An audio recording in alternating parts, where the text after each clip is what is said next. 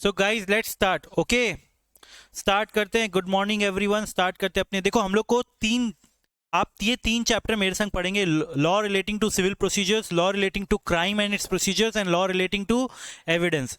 ठीक है, ये तीन चैप्टर्स आप मेरे संग पढ़ेंगे। Law relating to civil procedures, law relating to crime and its procedures and law relating to evidence. ठीक है, तो आपका 3 एक्ट में चेंजेस हुआ है। 3 एक्ट में, इंडियन पिनल कोड में, सीआरपीसी में और एविडेंस, इंडियन एविडेंस एक्ट में 3 एक्ट में चेंज हुआ है। ये तीनों एक्ट आप मेरे संग पढ़ेंगे और law relating to civil procedures वो भी पढ़ेंगे। ओके, तो स्टार्ट करते हैं।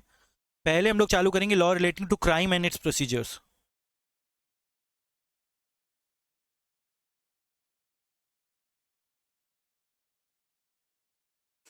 इंस्टीट्यूट का मैट आपको लेके नहीं आना है। मैट हम लोग यहीं पे पूरा पढ़ लेंगे, आपको खाली कॉपी में नोट्स बनाना है। ओके, तो हम लोग पूरा डिक्टेट करेंगे। अगर किसी को लग रहा है कि यार टाइम वेस्ट होता है, डिक्टेट नहीं बाबू, डिक्टेट करके यहाँ पे जैसे पूरा डिक्टेशन होता है ना, वैसे पूरा डिक्टेशन करके लिखाया जाएगा। ओके, साथ में मैं भी लिखूंगा, आप भी लिखेंगे। ओके, जो लोग सीएमएसएल पढ़ चुका है मेरे से जानता है कि हम लोग पहले पूरा क्लास में बैठ के नोट्स बनाते हैं।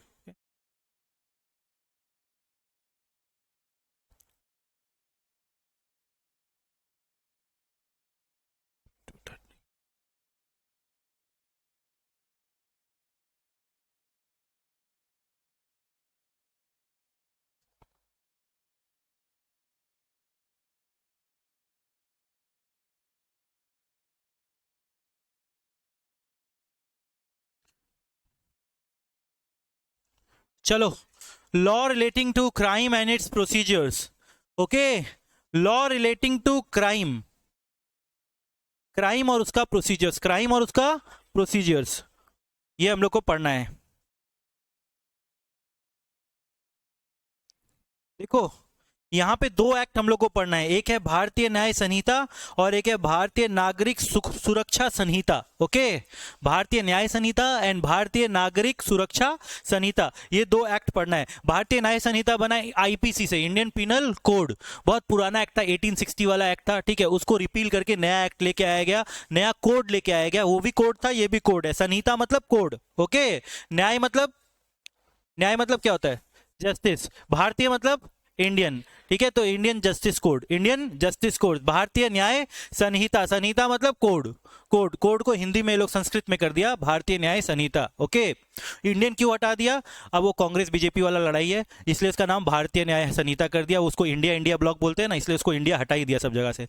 ओके, और भारतीय नागरिक सुरक्षा संहिता, भारतीय नागरिक सुरक्षा संहिता जो पहले सीआरपीसी था, सीआरपीसी 1973 को चेंज करके क्या कर दिया गया?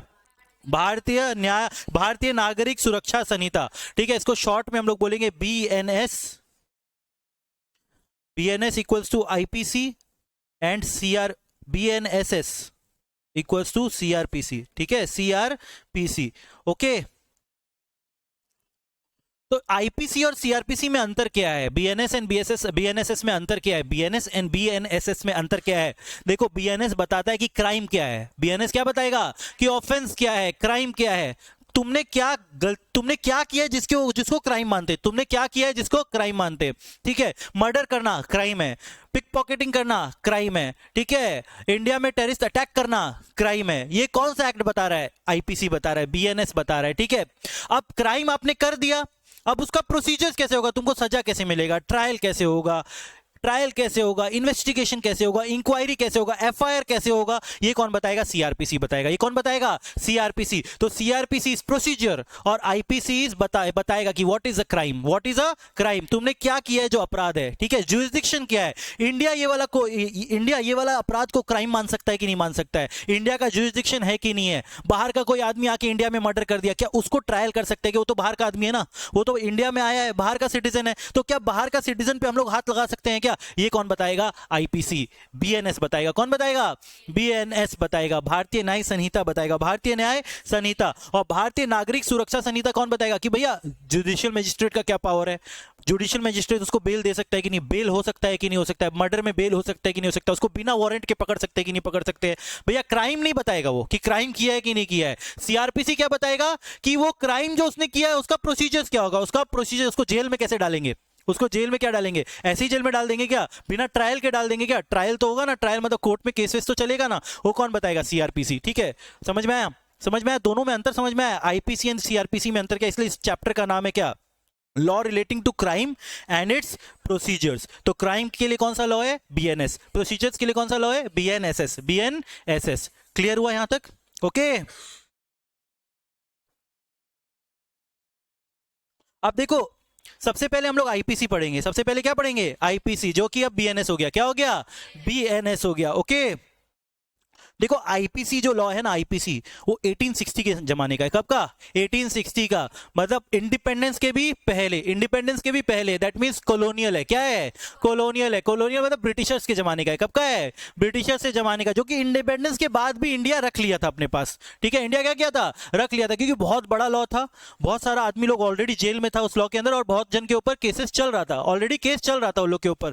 तो इसलिए उन लोग को सजा देने के लिए, वो लोग अभी भी जेल में, इसलिए नया लॉ को लोग चेंज नहीं कर पाया। ठीक है, अब इसलिए क्या हुआ, यहां पे बहुत सारा चेंजेस आ गया, बहुत सारा चेंजेस आ गया ना। अब नया मॉडर्नाइज हो गया ना, कंट्री मॉडर्नाइज हो गया, बहुत सारा नया तरीका आ गया क्राइम करने का, साइबर लॉ, साइबर अटैक्स भी आ गया ना, साइबर क्राइम्स भी आ गया। साइबर क्राइम्स पहले क्या था, जगह जगह बटा हुआ था, अलग अलग जगह साइबर रिलेटेड लॉज अलग था। तो इसलिए बीएनएस के अंदर में डालने के लिए साइबर को, ये सब सारा चीज को चेंज किया गया, कॉलोनियल एक्ट को चेंज करके, रिपील करके नया एक्ट लाया गया, जिसका नाम क्या था, बीएनएस। बीएनएस, भारतीय न्याय संहिता, भारतीय न्याय संहिता। कब से एप्लीकेबल हुआ, 1 जुलाई 2024, 1 जुलाई 2024। Bharatiya Nyaya Sanhita 2023 represent a transformative update to Indian criminal laws, replacing the colonial era IPC. Colonial era IPC को, बहुत पुराना लॉ था, बहुत पुराना लॉ था, उसको रिप्लेस करने का दरकार था, नहीं कर पा रहा था। ठीक है,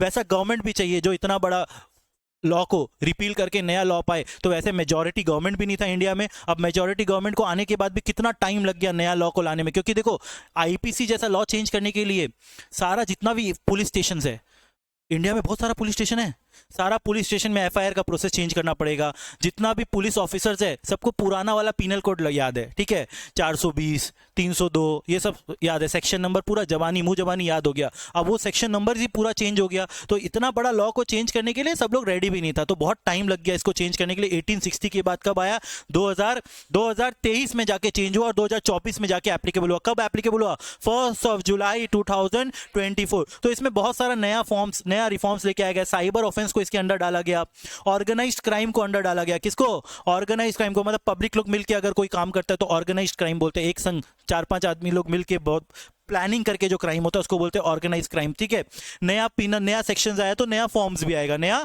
फॉर्म्स भी आएगा, सब एक एक करके हम लोग को पढ़ना है। ठीक है, तो ये इंडिया भारतीय न्याय संहिता किस लॉ को रिप्लेस किया, किस लॉ को रिप्लेस किया, आईपीसी 1860, आईपीसी 1860। भारतीय न्याय संहिता 2023 दोनों क्या है, कोड है, दोनों क्या है, कोड है।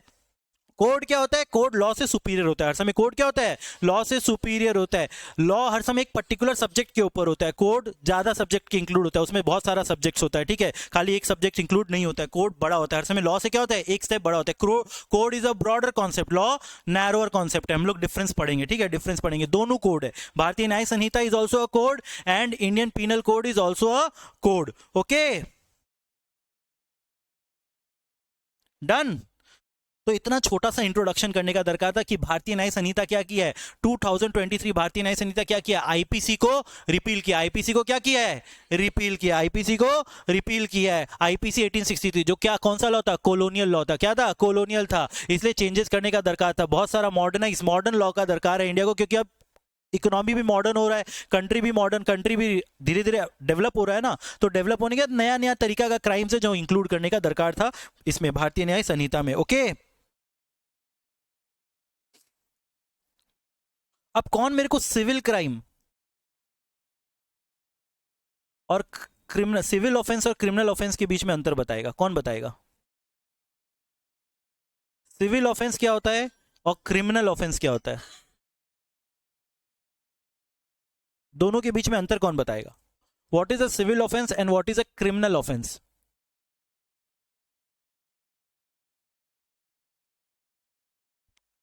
सिविल में, क्रिमिनल में प्रेजेंस ऑफ गिल्टी माइंड होना जरूरी है, मेंस रिया होना चाहिए, तो सिविल में नहीं होना चाहिए।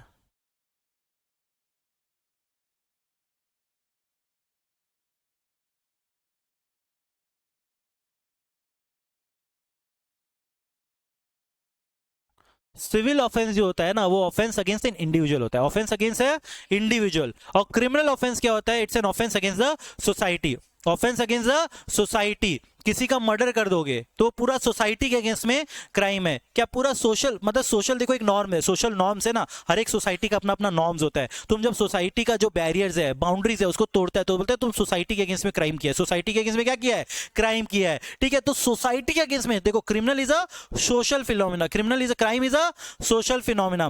It is a wrong committed by an individual in a society. In a society, it arises when a state is organized. People set up rule, the breaking of which is an act called crime. बोला एक society का अपना norms बनाया हुआ है, society का क्या किया हुआ है? अपना नॉर्म्स बनाया हुआ है। सोसाइटी का क्या बनाया हुआ है? नॉर्म्स बनाया हुआ है। अब सोसाइटी का नॉर्म्स को जब तुम ब्रेक करता है, रूल्स को ब्रेक करता है, तो उसको क्या बोलते हैं? अपने क्राइम बोलते हैं। उसको क्या बोलते हैं? क्राइम। तो सोसाइटी के अगेंस्ट में जब तुम क्राइम करता है तो उसको क्या बोलते हैं? इसको क्या बोलते हैं? Criminal offence. इसको क्या बोलते हैं? Criminal offence. और सोशल ऑफेंस क्या होता है? Social offence is a crime against an individual, social offence is a crime against individual. There is a difference between criminal offence and civil wrong, there is a difference between criminal offence and civil wrong. देखो, criminal offence and civil में दोनों में भी एक अंतर है। Civil हर समय wrong होता है और क्रिमिनल हर समय ऑफेंस होता है। क्रिमिनल हर समय क्या होता है? ऑफेंस होता है। क्राइम हर समय एक ऑफेंस होता है और सिविल हर समय क्या होता है? रॉन्ग होता है। ऑफेंस अगेंस्ट द सोसाइटी, इसलिए उसको ऑफेंस माना जाता है। वो पनिशेबल होता है। वो क्या होता है? पनिशेबल होता है। वो क्या होता है? पनिशेबल होता है। और क्राइम हर समय रॉन्ग होता है। कभी लॉ ऑफ टॉर्ट्स पढ़े हैं? टॉर्ट्स, टॉर्ट्स, टॉर्ट्स क्या होता है? गलत, सिविल ऑफेंस, सिविल ऑफेंस। इसीलिए क्या हर समय सिविल रॉन्ग होता है और क्राइम क्या होता है? ऑफेंस होता है। क्राइम क्या होता है? ऑफेंस होता है। इसलिए इसमें पनिशमेंट भी बहुत ह्यूज होता है। पनिशमेंट भी क्या होता है? ह्यूज होता है। इसलिए ये दो डिफरेंस को याद रखिएगा कि क्राइम क्या होता है? एक ऑफेंस होता है। क्राइम क्या होता है? एक ऑफेंस होता है। और सिविल क्या होता है? एक रॉन्ग होता है। देखो लॉ कितना जबरदस्त तरीके से लिखा है। Criminal is an offence, civil is a wrong, civil is a wrong. Okay, एक मिनट, हैंग हो रहा है।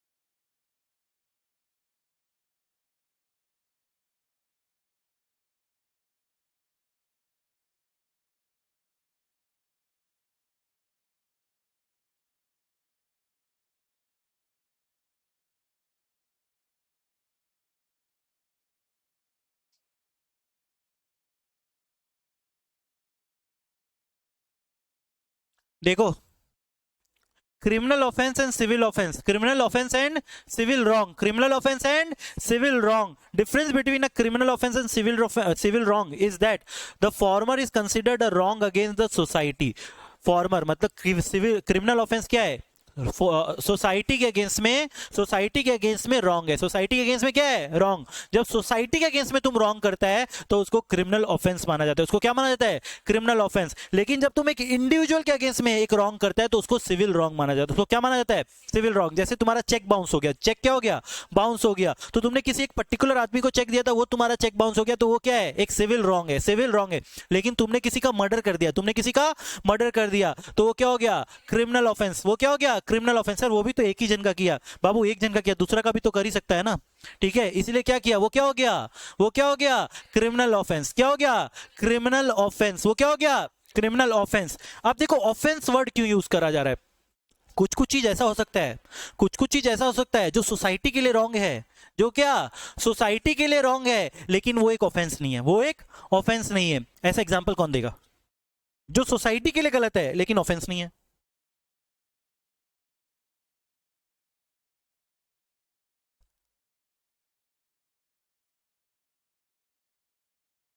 बोलो, जो सोसाइटी के लिए गलत है लेकिन ऑफेंस नहीं है। Intercaste marriage. सोसाइटी लोग बोलता है कि ना गलत है, सोसाइटी बोलता है ना गलत है, लेकिन क्या कोई ऑफेंस है? ये ऑफेंस नहीं है ना। ये कोई ऑफेंस है क्या? इंडिया का लॉ क्या उसको पनिशेबल मांगता है? नहीं ना। तो भले ही सोसाइटी गलत बोल रहा है लेकिन वो एक ऑफेंस नहीं है। ऑफेंस तभी एक ऑफेंस होगा जब लॉ में लिखा हुआ है। जब कहां लिखा हुआ है? लॉ में लिखा है कि भैया ये गलत है। लॉ में लिखा हुआ है भैया ये गलत है, that means it's an offence under IPC. It's an offence under IPC. तो ऑफेंस होने के लिए लॉ में लिखना जरूरी है। लॉ में लिखना जरूरी है। सोसाइटी के बोलने से नहीं चलेगा। सोसाइटी के बोलने से नहीं चलेगा। सोशली रॉन्ग है लेकिन वो एक ऑफेंस नहीं है। वो एक ऑफेंस नहीं है। Though it is a wrong thing but it is not an offence. Though it is a wrong thing but it is not an offence. तो एक ऑफेंस के होने के लिए crime is what the law says it. Crime is not what the crime is what the law says it. Law जो बोलेगा ना वो ही क्राइम है। सब कुछ क्राइम नहीं है। तुमको लग रहा है क्राइम है लेकिन वो क्राइम नहीं है। तुमको लग रहा है कि वो क्राइम है लेकिन वो क्राइम नहीं है, बिकॉज लॉ में उसके बारे में नहीं लिखा हुआ है। लॉ में उसके बारे में नहीं लिखा हुआ है। ठीक है, तो लॉ अगर बोलेगा तो ही क्राइम है। ओके, तो क्राइम कब कमिट होता है? जब it is against the whole society. तो क्राइम और ऑफेंस इंटरचेंजिंग टर्म है। क्राइम मतलब ऑफेंस, ऑफेंस मतलब क्राइम, क्राइम मतलब ऑफेंस, ऑफेंस मतलब क्राइम। कोई भी क्राइम ऑफेंस तब बनेगा जब लॉ में लिखा होगा कि वो गलत है। लॉ में लिखा होगा कि वो पनिशेबल है। लॉ में लिखा होगा कि वो पनिशेबल है। ठीक है, डन। यहां तक क्लियर हुआ?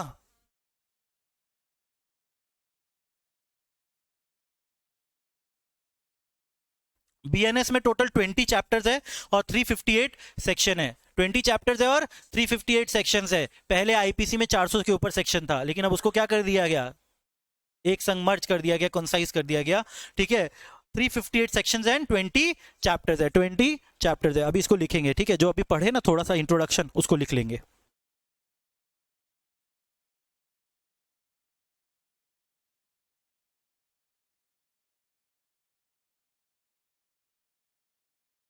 क्या प्रॉब्लम हो रहा है यार?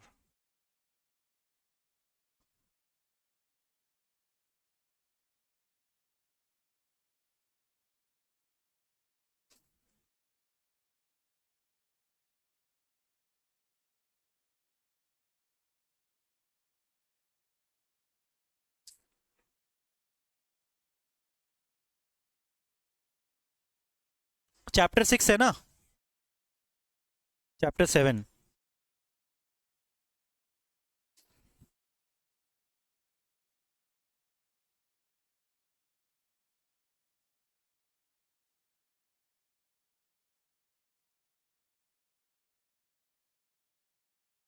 Law relating to crime and its procedures.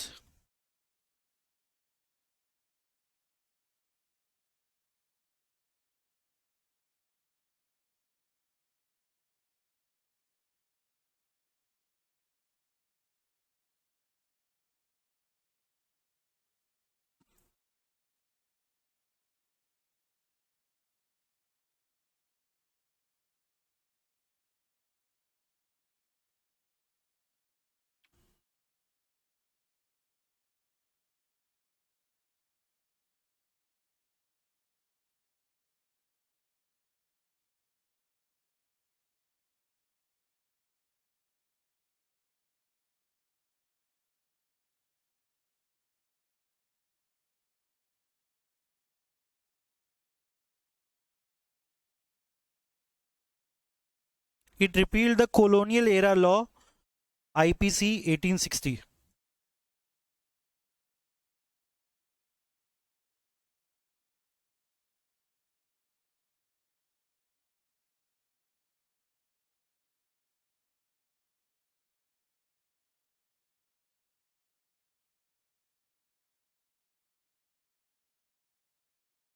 It has 20 chapters and 358 sections.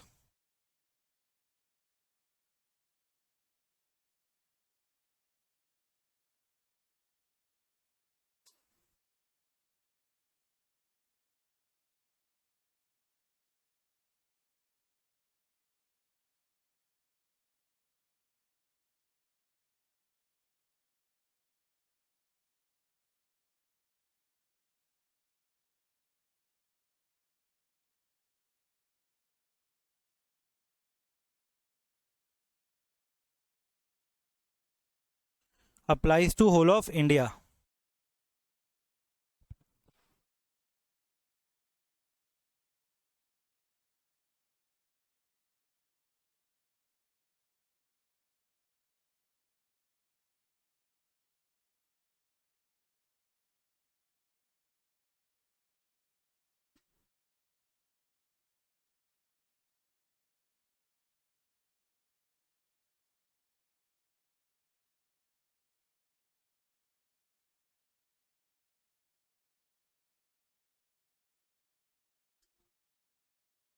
Crime is a social phenomena. Crime is a social phenomenon.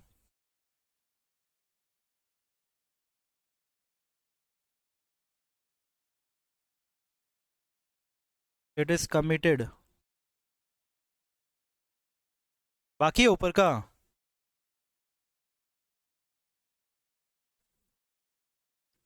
It is committed by individuals in a society.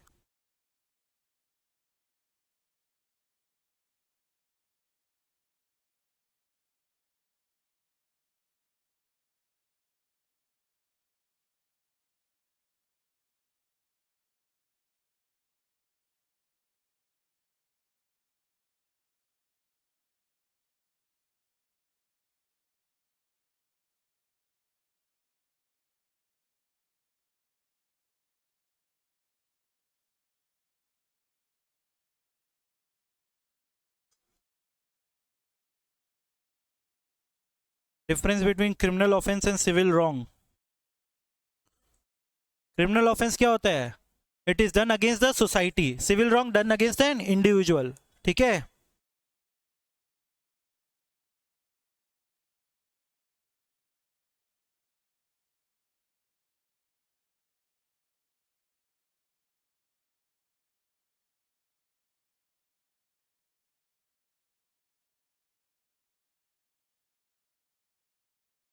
Wrong done to particular individual. Okay? Wrong done to society and wrong done to particular individual.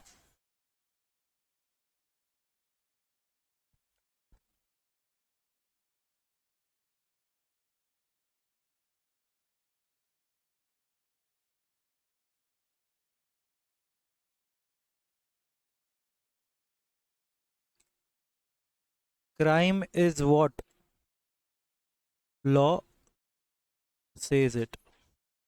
Crime is what law says it.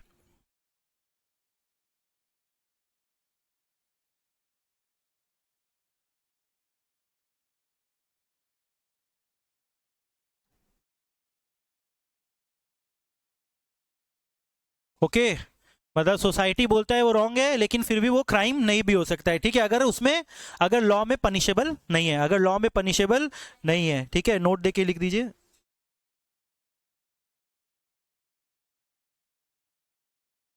Even if a wrong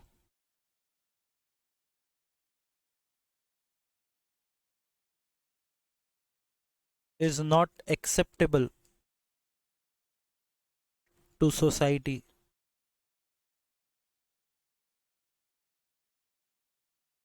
it cannot be a crime if law does not say it.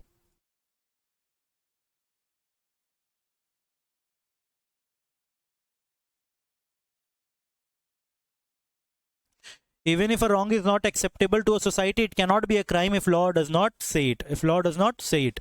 Okay?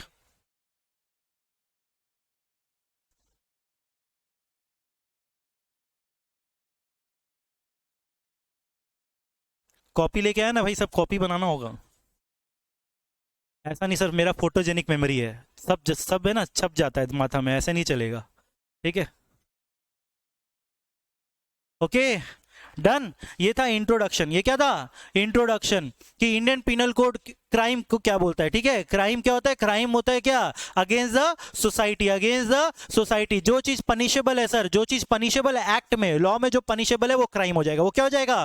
Crime हो जाएगा. ठीक है? जब एक individual के against में हम crime करते हैं उसको सिविल रॉन्ग बोलते हैं. अगर हम कोई सोसाइटी के अगेंस्ट में क्राइम करते हैं तो उसको क्राइम क्रिमिनल ऑफेंस बोलते हैं. उसको क्या बोलते हैं? Criminal offence. तो हर समय क्रिमिनल के अगेंस्ट में ऑफेंस आएगा, सिविल के अगेंस्ट में रॉन्ग आएगा. सिविल हर समय रॉन्ग होता है, क्रिमिनल हर समय ऑफेंस होता है, क्योंकि वो पनिशेबल अंडर आईपीसी होता है. Okay?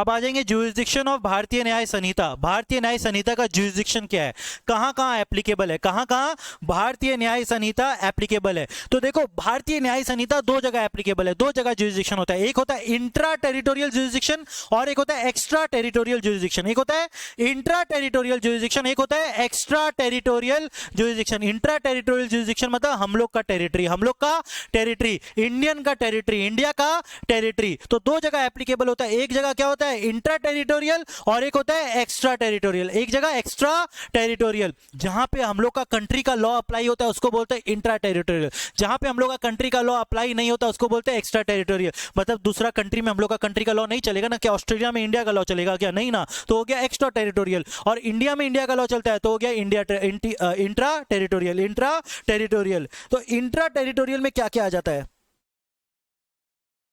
when a crime under any provisions of BNSS is committed within the territory of India, अगर within the territory of India में commit हुआ है, कहां पे हुआ है, within the territory of India। भैया territory of India कहां डिफाइंड है, article 1 of the constitution of India, article 1 of the constitution of India कहां पे डिफाइंड है, कहां पे डिफाइंड है, article 1 of the constitution of India. India क्या है, भारत, लिखा हुआ है ना कॉन्स्टिट्यूशन में, इंडिया डेट इज भारत, अखंड Bharat, union of territories, union of territories, union of territories. भैया यूएसए की तरह नहीं है, यूएसए क्या है, फेडरल है, यूएसए क्या है, फेडरल है। इंडिया क्या है, टेरिटरी है। इंडिया क्या है, यूनियन है। इंडिया क्या है, यूनियन ऑफ टेरिटरीज है। अलग अलग टेरिटरीज लोग मिलके आपस में अखंड भारत बना था, ठीक है। वहां पे फेडरल सिस्टम नहीं है, फेडरल सिस्टम में सिग्नेचर होता है, कॉन्ट्रैक्ट होता है, सब स्टेट लोग मिलके कॉन्ट्रैक्ट किया। अब बाद में भैया कॉन्ट्रैक्ट अगर मान लो लोग का मन नहीं किया तो हट भी सकता है। इंडिया में ऐसा सिस्टम नहीं है, अखंड है। इंडिया में क्या है, अखंड है। कभी भी मान लो वेस्ट बंगाल बोला हम नहीं बनूंगा इंडिया का पार्ट, नहीं हट सकता, बिकॉज ये क्या है, अखंड भारत है। क्या है, अखंड भारत है, ठीक है। दिखाएंगे तुमको कॉन्स्टिट्यूशन, आर्टिकल 1 भी बताएंगे। आर्टिकल 1 देखा है कभी, नहीं देखा, आर्टिकल 1 कॉन्स्टिट्यूशन ऑफ इंडिया पढ़ा हुआ है ना, आर्टिकल 1 नहीं देखा हुआ है, ठीक है। Article 1 of the constitution, map भी दिखाएंगे, इंडिया का मैप भी दिखाएंगे, ओके। तो बोला अगर कोई भी बीएनएस का क्राइम कमिट होता है with in the territory of India, within the territory of India, India का टेरिटरी में अगर कोई क्राइम कमिट हो रहा है जो कि बीएनएस में लिखा है कि हाँ ये क्राइम है, मर्डर क्राइम है, इंडिया का टेरिटरी में अगर कमिट हुआ है तो क्या हो जाएगा, इंट्रा टेरिटोरियल जुरिस्डिक्शन। वो क्या हो जाएगा, इंट्रा टेरिटोरियल जुरिस्डिक्शन। भैया इंट्रा टेरिटोरियल जुरिस्डिक्शन में अगर कोई क्राइम किया, with in the territory of crime किया, तो कहां पे पनिशेबल होगा, बीएनएस में पनिशेबल होगा, इंडिया में उसका ट्रायल चलेगा, इंडियन गवर्नमेंट उसको पनिश करेगा। कौन का नहीं पनिश करेगा, इंडियन गवर्नमेंट उसको पनिश करेगा, भले ही वो कोई फॉरेनर क्यों ना हो, भले ही वो कोई फॉरेनर क्यों ना हो। बाहर का आदमी आके आईपीएल का मैच खेलने आया था, इंडिया में आके मर्डर कर दिया, इंडिया में आके क्या कर दिया, मर्डर कर दिया, तो क्या इंडियन गवर्नमेंट उसको ट्राई करेगा, क्या इंडियन गवर्नमेंट उसको ट्रायल करेगा कि नहीं करेगा। स्क्रीन फ्रीज हो गया, अरे यार ये क्या हो गया।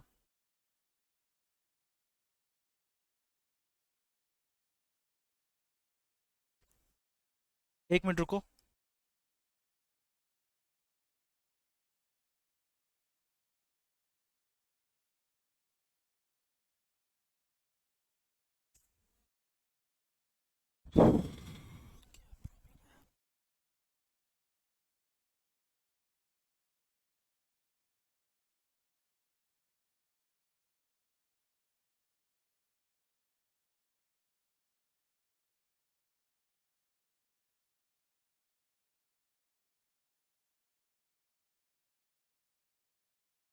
एक मिनट।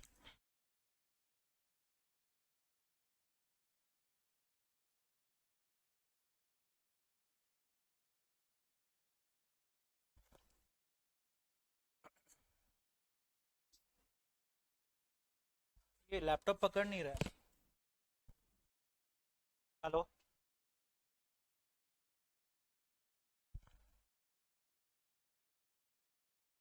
समझो लाइव ऑनलाइन सब लोग समझो, ओके। देखो intra territorial jurisdiction, intra crime क्या हो गया, बुक देखने का दरकार नहीं है, नहीं दिख रहा है, बुक देखने का दरकार नहीं है, ठीक है, ओके।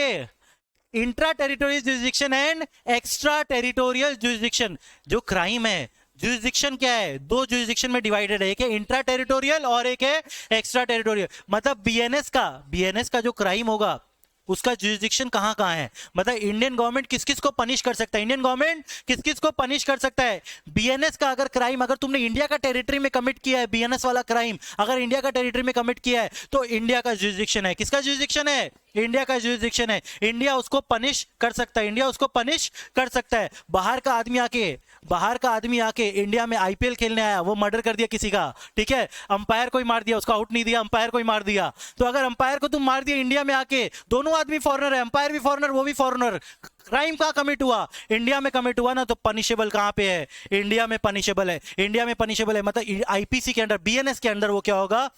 बीएनएस के अंदर उसका ट्रायल होगा, ठीक है, बीएनएस के अंदर क्या होगा? उसका ट्रायल होगा, because it's a crime committed with in the territory of India, within the territory of India. देखो बाबू क्या प्रॉब्लम आ रहा है।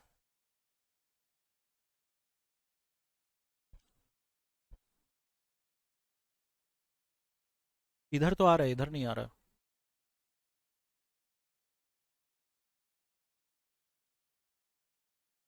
इसको बीच बीच में क्या प्रॉब्लम हो जाता है?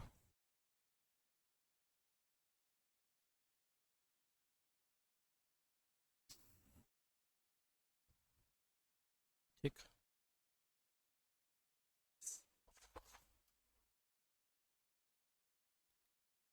समझो अभी हम लोग क्या पढ़ रहे हैं, अभी क्या पढ़ रहे हैं? जुरिस्डिक्शन। जुरिस्डिक्शन कहाँ कहाँ है? बीएनएस कहाँ कहाँ अप्लाई करता है? सर दो जगह अप्लाई करता है, एक इंट्रा टेरिटोरियल और एक एक्स्ट्रा टेरिटोरियल। इंट्रा टेरिटोरियल मतलब within the territory of India, territory as defined under article 1 of the constitution of India, article 1 of the constitution of India. Article 1 में जो टेरिटरी बोला हुआ इंडिया का, वो territory हो जाएगा अखंड भारत। क्या अखंड भारत? मतलब अगर अगर क्या पाकिस्तान ऑक्यूपाइड कश्मीर वो इंडिया का पार्ट है, अगर वहां पे भी कोई क्राइम हुआ, it is punishable in India, it is punishable in India, it is punishable in India, because map में वो इंडिया का पार्ट है, ठीक है, मैप में इंडिया का पार्ट है, वो कॉन्स्टिट्यूशन को बिलोंग करता है, मतलब इंडिया का टेरिटरी को बिलोंग करता है। अगर वहां पे भी कोई क्राइम हुआ तो it is punishable in India. BNS वहां पे भी अप्लाई करता है, बीएनएस वहां पे भी अप्लाई करता है। Okay,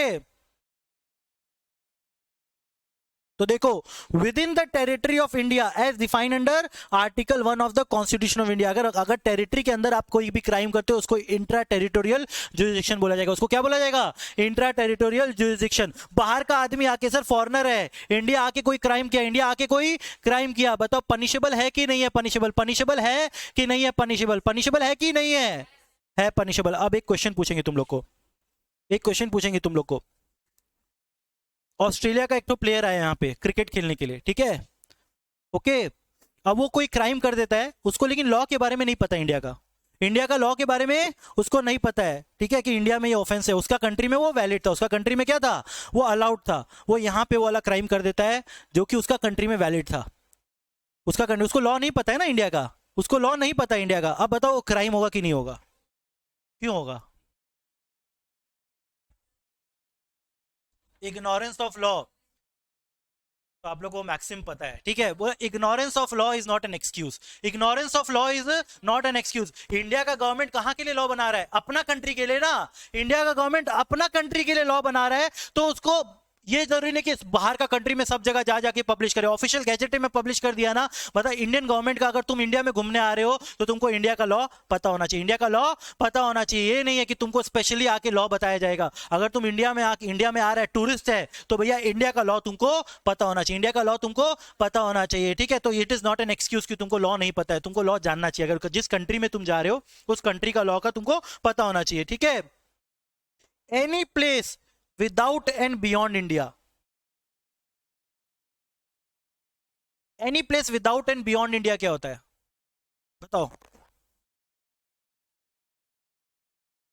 any place without and beyond India, ठीक है, फॉरेन कंट्री। और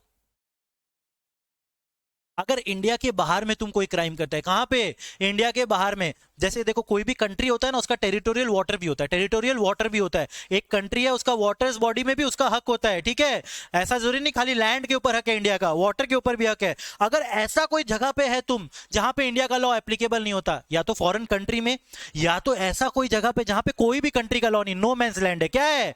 नो मैंस लैंड। अगर नो मैंस लैंड में भी तो कोई क्राइम करता है, नो मैंस लैंड में भी तुम अगर कोई क्राइम करता है, लेकिन तुम एक इंडिया का शिप में है, इंडिया का कोई प्लेन में है, इंडिया का कोई शिप में या फिर इंडिया का कोई प्लेन है, उसमें तुम कोई क्राइम कर देता है तो भी इंडिया का लॉ एप्लीकेबल होगा। तो भी किसका लॉ एप्लीकेबल होगा? इंडिया का लॉ एप्लीकेबल होगा। ठीक है, ये यहां पे भी लिखा हुआ है, एनी पर्सन और एनी शिप और aircraft registered in India by whatever name it is be. ठीक है, देखो अगर मान लो कोई जगह है, शिप है, कोई ओशन है, ठीक है, कोई ओशन है, वहां पे कोई शिप है, ये शिप है ना एक तो, ठीक है, अब इसमें कोई क्राइम हो जाता है, इसमें क्या हो जाता है? कोई क्राइम हो जाता है, इसमें क्या हो जाता है? कोई क्राइम अगर हो जाता है तो इस शिप के ऊपर जिसका झंडा है ना, इस शिप के ऊपर जिसका झंडा है उस कंट्री का लॉ वहां पे एप्लीकेबल होगा। अगर मान लो इंडियन शिप है, उस शिप के ऊपर इंडिया का फ्लैग लगा हुआ है, किसका फ्लैग लगा हुआ है? इंडिया का फ्लैग लगा हुआ है, तो वहां पे कौन सा लॉ एप्लीकेबल होगा? बीएनएस। उसमें चाहे फॉरनर हो चाहे जो भी उस शिप के अंदर, वो शिप के अंदर किसका लॉ लगेगा? इंडिया का। इंडिया का जुरिसडिक्शन है, किसका जुरिसडिक्शन है? इंडिया का जुरिसडिक्शन है। भले भले उस शिप में कोई भी हो, जैसे एयर इंडिया का फ्लाइट है, किसका फ्लाइट है? एयर इंडिया का फ्लाइट, वो सब जगह ऊपर से जाता है ना फ्लाइट, जैसे मान लो इंडिया से लंदन जा रहा है, हर एक कंट्री के ऊपर से जा रहा है, तो हर एक कंट्री का एयर स्पेस भी होता है। किसका एयर स्पेस होता है? हर एक कंट्री का एयर स्पेस भी होता है, लेकिन वो फ्लाइट किसका है? इंडिया का फ्लाइट है ना। अगर उसमें कोई क्राइम हो जाता है, भले ही वो दुबई के ऊपर में है, लेकिन किसका लॉ लगेगा? इंडिया का लॉ लगेगा, क्योंकि वो प्लेन किसका है? इंडिया का है। वो प्लेन किसका है? इंडिया का है। लेकिन एयर स्पेस किसका है? कि एयर स्पेस किसका है? दुबई का है, यूएई का है, लेकिन किसका लगेगा? किसका जुरिसडिक्शन लगेगा? इंडिया का जुरिसडिक्शन लगेगा, because it's a ship or aircraft registered in India and it's a crime without or beyond India, without or beyond India, without or beyond India। तो jurisdiction कहां कहां हो गया इंडिया का? नंबर 1 टेरिटरी, नंबर 1 किधर लगेगा? With in the territory of India. Territory of India में अगर कोई क्राइम करता है तो लगेगा। ठीक है, एनी प्लेस विदाउट और बियॉन्ड इंडिया, विदाउट और बियॉन्ड इंडिया। और नंबर 3 एनी शिप रजिस्टर्ड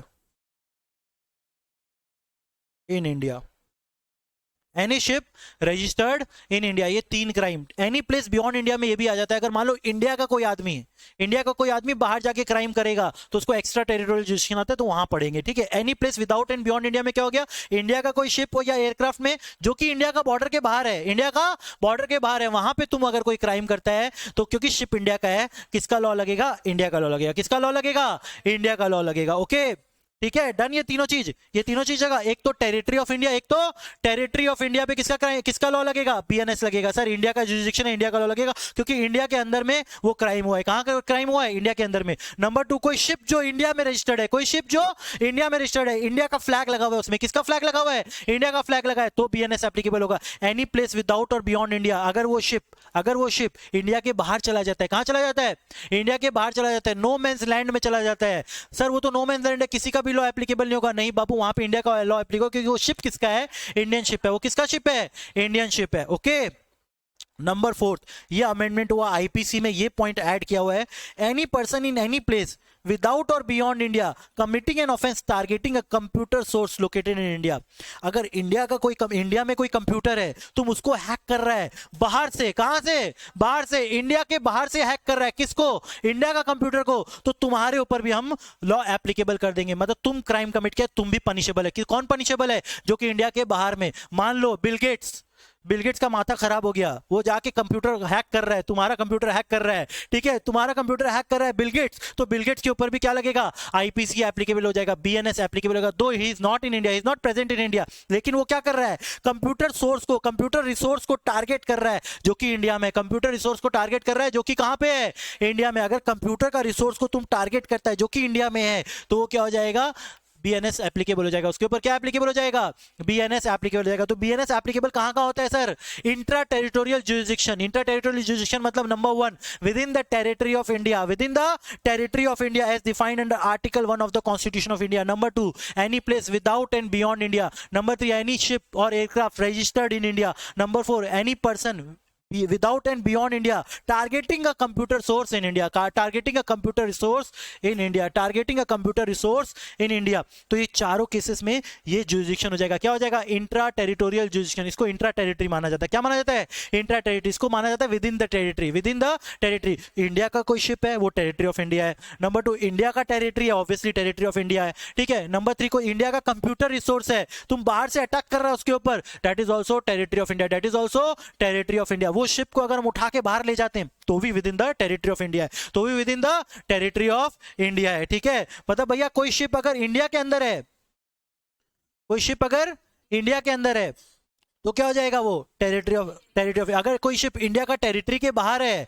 तो भी क्या हो जाएगा टेरिटरी ऑफ इंडिया, तो भी क्या हो जाएगा टेरिटरी ऑफ इंडिया।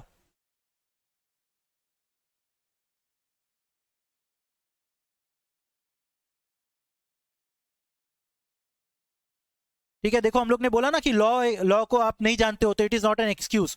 ये सुप्रीम कोर्ट का एक जजमेंट है, Mubarak Ali Ahmad versus state of Bombay, Mubarak Ali Ahmad versus state of Bombay. उसमें डिसाइड हुआ था कि भैया बाहर का आदमी अगर कोई इंडिया में आता है, अगर उसको लॉ के बारे में नहीं पता है तो it is not an excuse, it is not an excuse. Okay, held that it is obvious that for an Indian law to operate and be effective in the territory where it operates, the territory of India, it is not necessary that the law should either be published or be known outside the country। मतलब India में हम law publish कर दिए, that means सबको पता है। ठीक है, कोई बाहर का आदमी को लॉ पता है, बाहर का आदमी को लॉ बताने का दरकार नहीं है। ओके,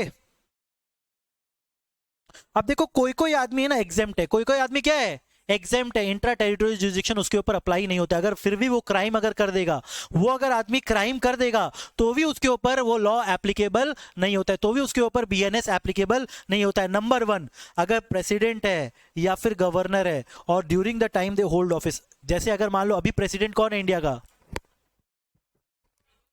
इतना टाइम क्यों लगता है बोलने में, द्रौपदी मुर्मू, अगर कोई क्राइम कर देगी ना तो शी इज नॉट पनिशेबल, उसको हम लोग पकड़ नहीं सकते। ठीक है, उसको हम लोग पकड़ नहीं सकते क्योंकि उसको इम्यूनिटी मिला हुआ है। क्या मिला हुआ है? इम्यूनिटी मिला है। Protects against any criminal proceedings, criminal proceedings के अगेंस्ट उसको प्रोटेक्शन मिलता है। साथ ही साथ गवर्नर, गवर्नर क्या होता है, हर एक स्टेट में सर गवर्नर होता है, हर एक स्टेट में क्या होता है गवर्नर होता है। जैसे कैलकाटा का भी, वेस्ट बंगाल का भी गवर्नर, वैसे हर स्टेट का क्या होता है गवर्नर होता है। तो प्रेसिडेंट और गवर्नर जब वो लोग ऑफिस में है तो उन लोग के ऊपर लॉ एप्लीकेबल नहीं होता as per article 361(2), as per article 361। Okay, अगर कोई तुम फॉरेन का सोवरेन है, फॉरेन का सोवरेन है, फॉरेन का सोवरेन मतलब कौन हो गया, फॉरेन का सोवरेन कौन बताएगा, फॉरेन सोवरेन कौन होता है, फॉरेन का सोवरेन कौन होता है, फॉरेन का सोवरेन कौन होता है भैया, बाहर का प्रेसिडेंट, बाहर का प्रेसिडेंट। यूएसए का प्रेसिडेंट कौन है आज, Donald Trump is sovereign. Donald Trump क्या है, फॉरेन सॉवरेन है। डोनाल्ड ट्रम्प क्या है, फॉरेन सॉवरेन है। मतलब डोनाल्ड ट्रम्प आके इंडिया में किसी को मार देता है ना तो उसके ऊपर भी एप्लीकेबल नहीं है, उसके ऊपर भी एप्लीकेबल नहीं है, उसके ऊपर भी एप्लीकेबल नहीं, उसके ऊपर इंट्रा टेरिटोरियल जुडिक्शन नहीं होता, उसके लिए बहुत अलग तरीके का कार्रवाई होता है। ठीक है, अगर ये लोग कोई क्राइम कर दे ना, प्रेसिडेंट अगर किसी को मार देता है तो नॉर्मल बीएनएस के अंदर उसका ट्रायल नहीं होता है, पार्लियामेंट से परमिशन लेके आना पड़ेगा अगर उसको पकड़ना है तो। ठीक है, समझ में आया? तो उसके ऊपर खाली बीएनएस का एफआईआर नहीं डोनाल्ड ट्रम्प मार दिया एफआईआर कर दो, कोई थाना में जाके एफआईआर करेगा, तुम डोनाल्ड ट्रम्प मार देगा तो उसके लिए अलग केस है। उसके लिए क्या है, इंटरनेशनल कोर्ट ऑफ जस्टिस से उसका लेके आना पड़ेगा अरेस्ट वारंट, तब उसके बाद उसको तुम अरेस्ट कर सकता है। कोई फॉरेन एम्बेसडर है या डिप्लोमेट है, कोई फॉरेन एम्बेसडर है या फिर डिप्लोमेट है, उन लोग को भी इम्यूनिटी मिलता है, उन लोग को डिप्लोमेटिक इम्यूनिटी मिलता है। क्या मिलता है? Diplomatic immunity. वो लोग क्या है, फॉरेन का एम्बेसडर है ना इंडिया में, तो उन लोग को डिप्लोमेटिक इम्यूनिटी मिलता है। ठीक है, जैसे यहाँ का आईएफएस ऑफिसर बाहर जाके एम्बेसडर बनता है, हम लोग को भी डिप्लोमेटिक इम्यूनिटी मिलता है, वैसे वहां का भी कोई आदमी अगर इंडिया में आता है तो उन लोग को भी डिप्लोमेटिक इम्यूनिटी मिलता है। मतलब उन लोग को उन लोग जो अगर कोई क्राइम कमिट करेगा तो यहाँ पे पनिशेबल नहीं है, यहां पे पनिशेबल नहीं है। तो 3 आदमी इस जुरिडिक्शन में नहीं आता है। नंबर 1 प्रेसिडेंट या गवर्नर, प्रेसिडेंट या गवर्नर जब वो लोग ऑफिस होल्ड करता है, पास प्रेसिडेंट एंड पास गवर्नर को नहीं, जब वो लोग ऑफिस में है तब। नंबर 2 फॉरेन सोवरेन को। Number 3 foreign diplomat and ambassador, foreign diplomat and ambassador. Okay done. बाकी सेक्शन वही लिखा हुआ है, सेम चीज को बार बार लिखा हुआ है। अब देखो तुम लोग को मैप ऑफ इंडिया दिखाते हैं।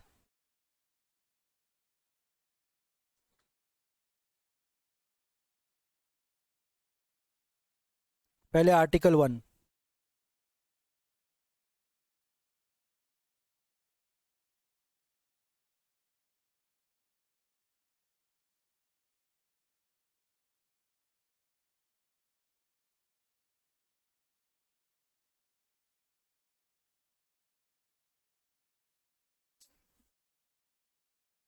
देखो क्या लिखा हुआ है, India that is Bharat, India that is Bharat shall be a union of state. तो इंडिया क्या है, एक यूनियन ऑफ स्टेट। इंडिया क्या है, union of state, union of states and union of territory. India क्या है, यूनियन ऑफ टेरिटरी है। तो इंडिया के ऊपर इसको टेरिटरी माना जाएगा। इसको क्या माना जाएगा? इंडिया। तो इंडिया का जो यूनियन ऑफ स्टेट्स है उसको क्या माना जाएगा?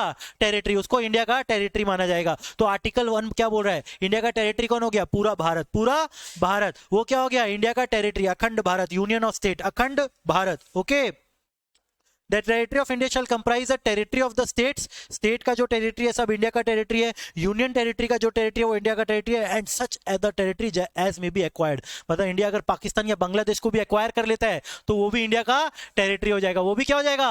इंडिया का टेरिटरी हो जाएगा, एज मे बी एक्वायर्ड। तो इंडिया अगर एक्वायर भी कर लेगा ना पाकिस्तान को तो उसके ऊपर भी बीएनएस एप्लीकेबल हो जाएगा। क्या हो जाएगा? बीएनएस एप्लीकेबल हो जाएगा। ओके, ठीक है। अब देखो मैप देख लो इंडिया का। किस किस को मैप पता है इंडिया का? ज्योग्राफी कोई कोई को देखो, फर्स्ट टाइम कोई अगर मैप देख रहा है तो देखना। हाँ, यही है इंडिया का मैप। तो देखो इस यहाँ पे ना पाकिस्तान ऑक्यूपाइड कश्मीर वो भी इंडिया का ही पार्ट है। ओके, जैसे ये वाला पार्ट है।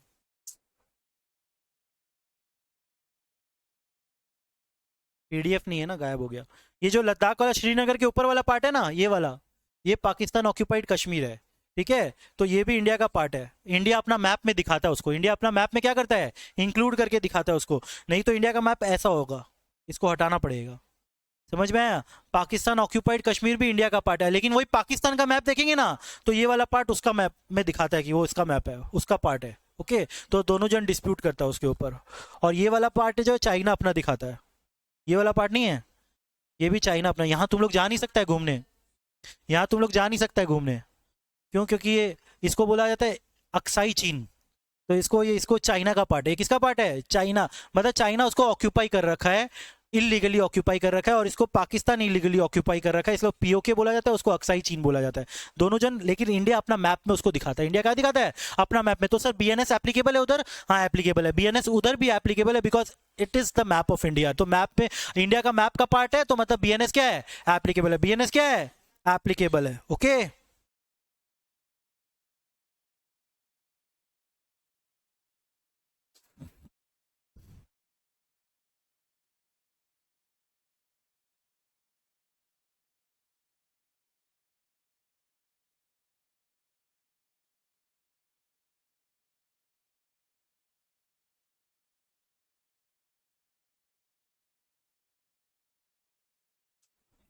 देखो अगर कोई भी क्राइम तुम अगर इंडिया के बाहर करता है, क्या करता है? इंडिया के बाहर करता है। मतलब मान लो इंडिया में मर्डर क्या है? ऑफेंस है। इंडिया में मर्डर क्या है? एक ऑफेंस है। तुम ऑस्ट्रेलिया में जाके मर्डर कर देता है, क्या करता है? ऑस्ट्रेलिया में जाके मर्डर कर देता है, क्योंकि वो जो मर्डर है, क्राइम है, एक ऑफेंस है इंडिया लॉ के हिसाब से। और तुम एक इंडियन सिटीजन है, बाहर जाके क्या कर दिया? मर्डर कर दिया। तो तुम इंडिया में पनिशेबल है। तुम इंडिया में क्या है? पनिशेबल है। तो उसको क्या बोलते हैं? Extra territorial jurisdiction. अगर इंडिया का कोई आदमी बाहर जाके कोई क्राइम कर देता है, बाहर जाके कोई क्राइम कर देता है, वैसा क्राइम जो कि बीएनएस में पनिशेबल है, वो एक ऑफेंस है, पनिशेबल है, ऑफेंस है बीएनएस में, तो उसको इंडिया में आके तुम ट्रायल कर सकता है। उसको इंडिया में तुम क्या कर सकता है? ट्रायल कर सकता है। वो इंडिया के हिसाब से क्या हो जाएगा? ऑफेंस। तो उसको क्या बोला जाता है? Extra territorial jurisdiction. उसको क्या बोलते हैं? Extra territorial jurisdiction. Intra territorial within the territory of India, within the ship of India. Extra territorial मतलब outside India by an Indian. Outside India by an Indian. Outside India by an Indian of an offence that is committable. कोई offence जो कि BNS में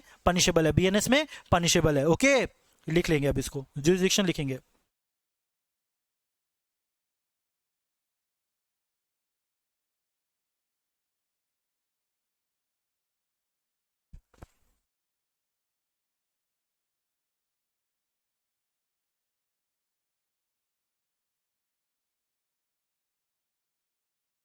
समझ में आ रहा है सब?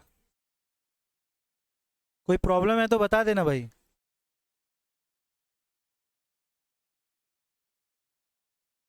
हाँ, क्या बोल रही है? पहला बार समझ में आ रहा है?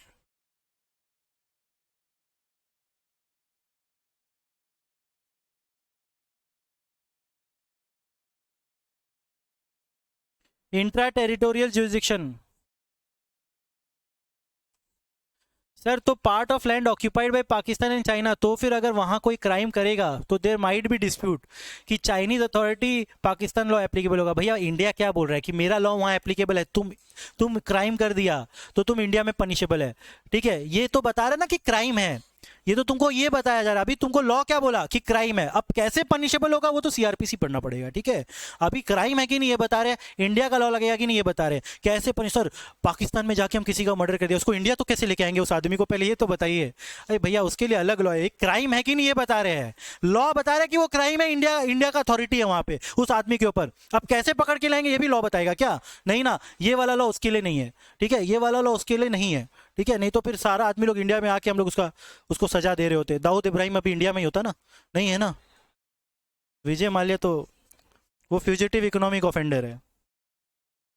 इंट्रा टेरिटोरियल जुरिस्डिक्शन, हाँ योगेश, हाँ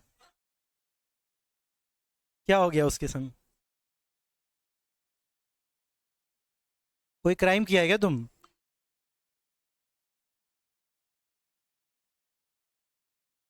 एक्स्ट्रा टेरिटोरियल जुरिस्डिक्शन, अब एक तो ऐसे ही लिख लेंगे।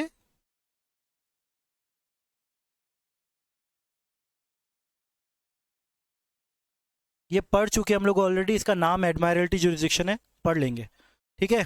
ऑलरेडी पढ़ चुके हैं, जो शिप वाला एग्जांपल पढ़े थे ना, शिप इंडिया के बाहर चला गया, शिप में तुम कोई क्राइम किया, उसको एडमायरल्टी जुरिस्डिक्शन बोलते हैं, ठीक है, ये हम लोग पढ़ लेंगे।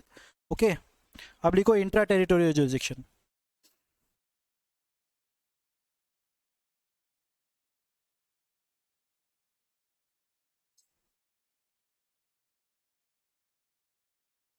इंट्रा टेरिटोरियल जुरिस्डिक्शन क्या क्या होता है, कौन बताएगा?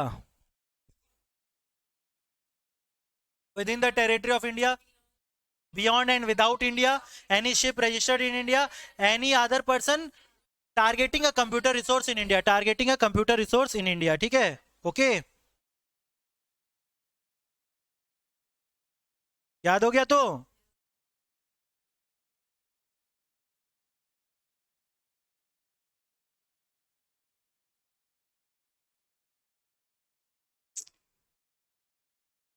If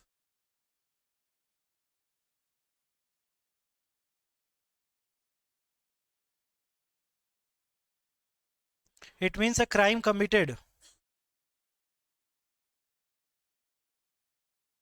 under any provisions of BNS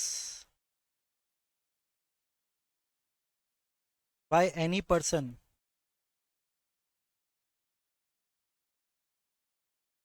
whether Indian or foreigner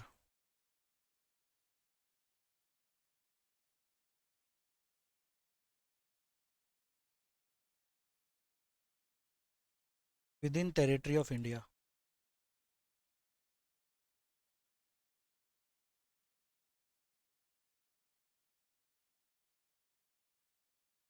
It means a crime committed under any provisions of BNS by any person whether Indian or foreign within the territory of India. Okay, territory of India includes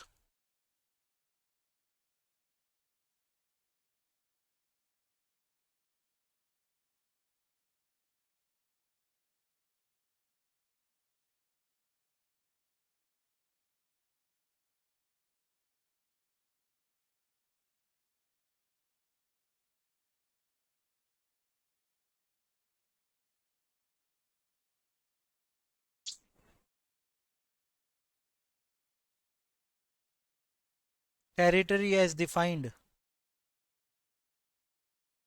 under Article 1 of Constitution of India.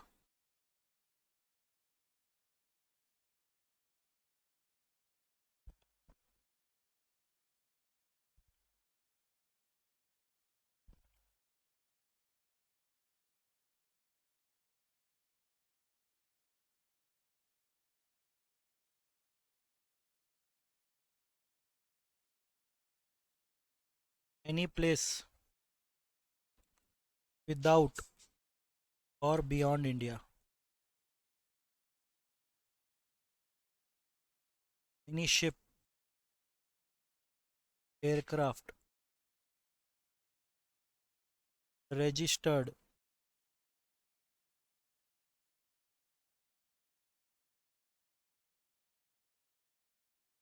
any ship or aircraft registered in India. Okay,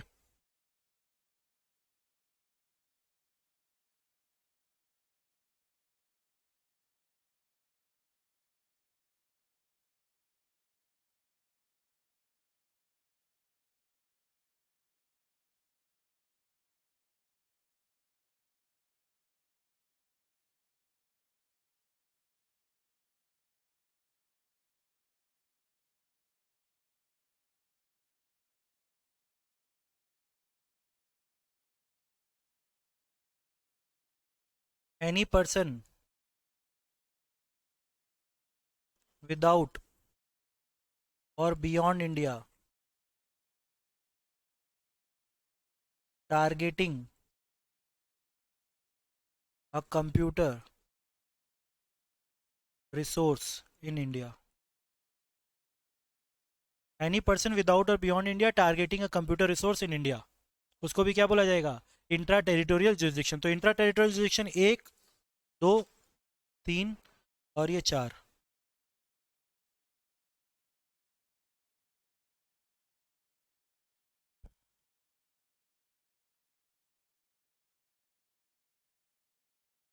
held by Supreme Court in case of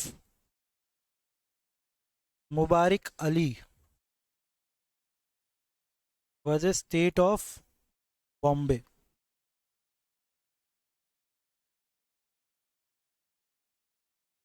sir Mumbai होगा sir, उस समय बॉम्बे था वो। Any person without और beyond India targeting a computer resource in India,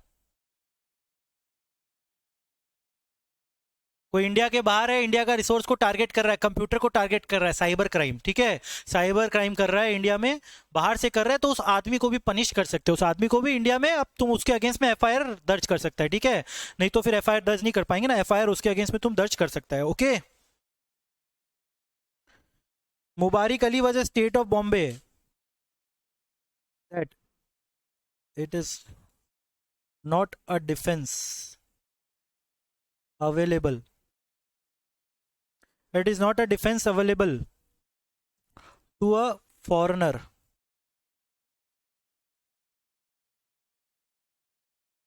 इसमें क्या था मुबारिक अली में कि तू वो लॉ का इग्नोरेंट है, that is not an excuse, ठीक है।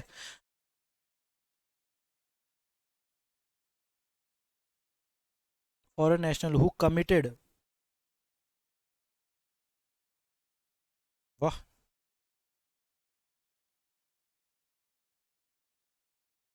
who committed a crime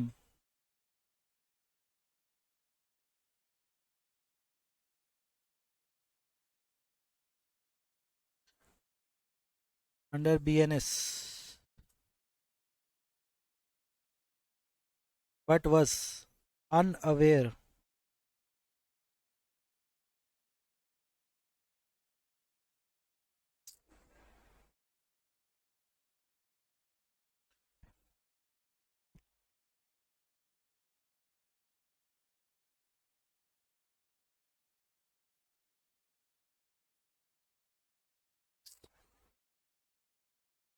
okay okay, उसके लिए डिफेंस अवेलेबल नहीं है अगर वो इग्नोरेंट है लॉ का, that is not an excuse, ठीक है, ignorance of law is not an excuse, okay.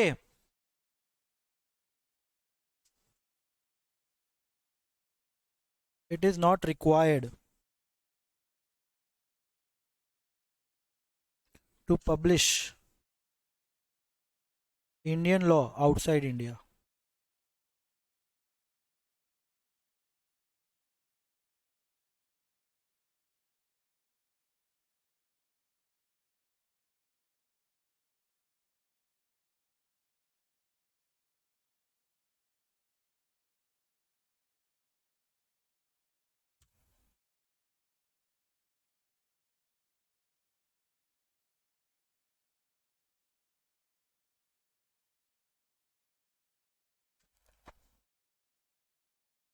अब इसका एक्सेप्शन पढ़ेंगे, एक्सेप्शन क्या था, 3 आदमी लोग के ऊपर एप्लीकेबल नहीं होता है ना, किस किस के ऊपर?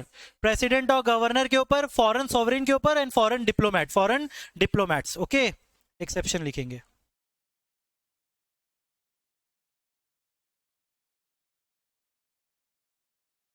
बाकी है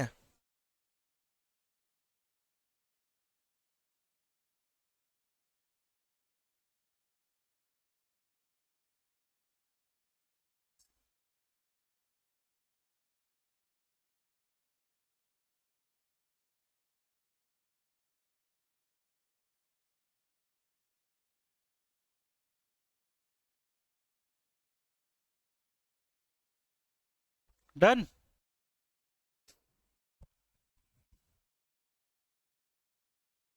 अगर आप लोग को लिखना है तो लिख लीजिएगा, इग्नोरेंशिया जूरिस नॉन एक्जिस्टेंट, ओके। अगर लिखना है तो लिख लीजिए, ओके। इसके बगल में लिख दीजिए अगर लिखना है तो, वैसे आप लोग का पढ़ा हुआ है, okay. Exemption from intra territorial.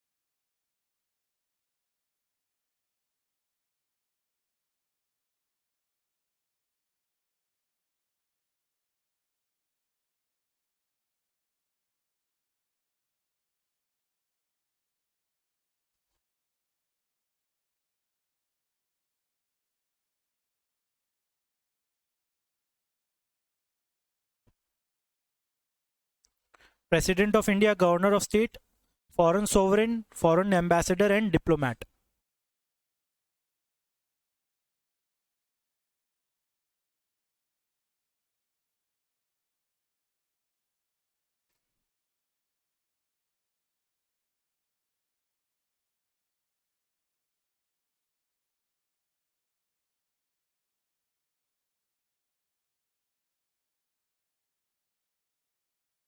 Extra territorial jurisdiction. Extra territorial क्या होगा?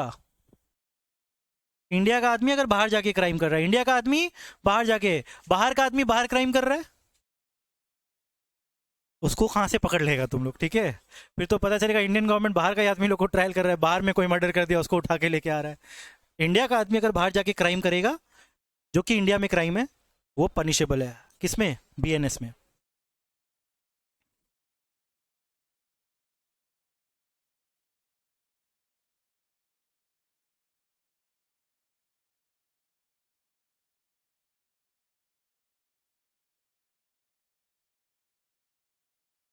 Crime committed outside India by an Indian national.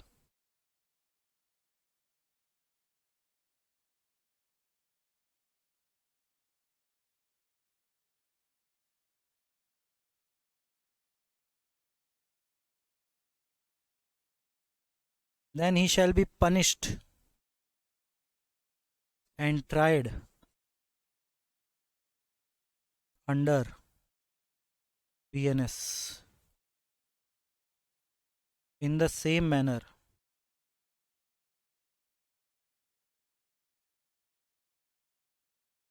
as if the crime was committed in India।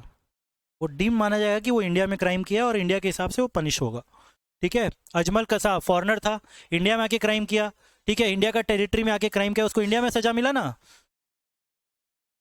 तो वो इंट्रा टेरिटोरियल जुरिस्डिक्शन था।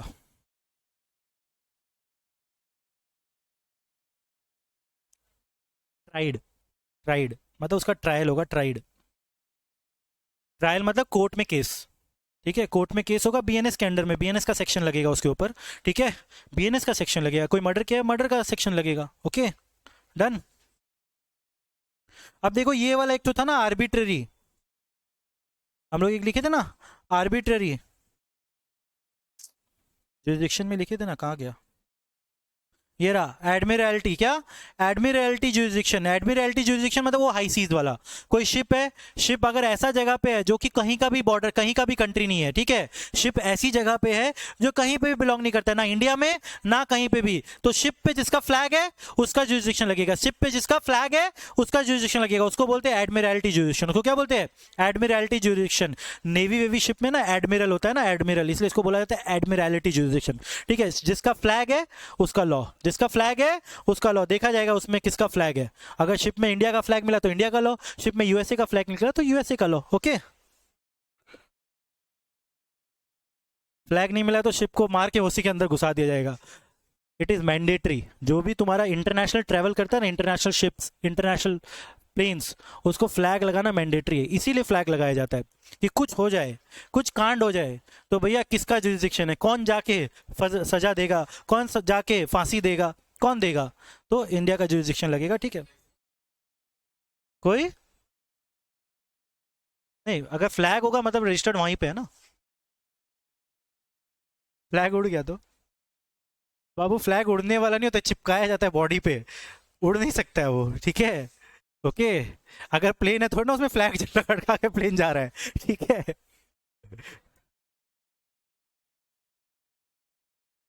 Admiralty jurisdiction.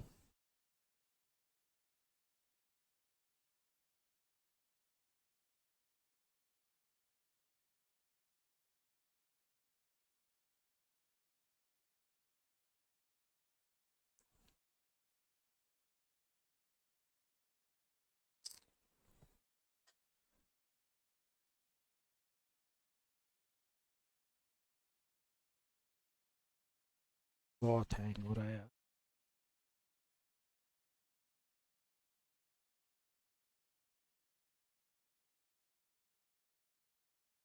अगर ship कहाँ पे है? High seize में। Okay,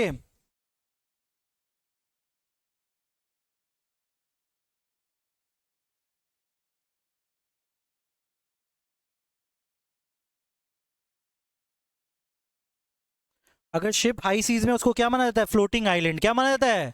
floating island. इंडिया का ही जो कोई पार्ट है, लैंड का पार्ट उड़ रहा है या चल रहा है, ओके, पानी के ऊपर। Belong to the nation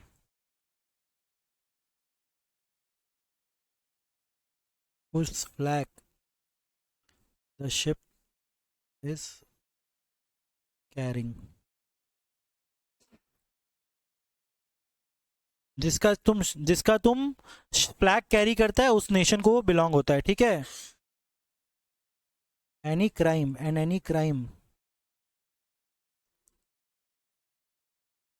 committed in that ship will be tried। ये थोड़ा प्रॉब्लम हो रहा है। Any crime committed in that ship will be tried in that country.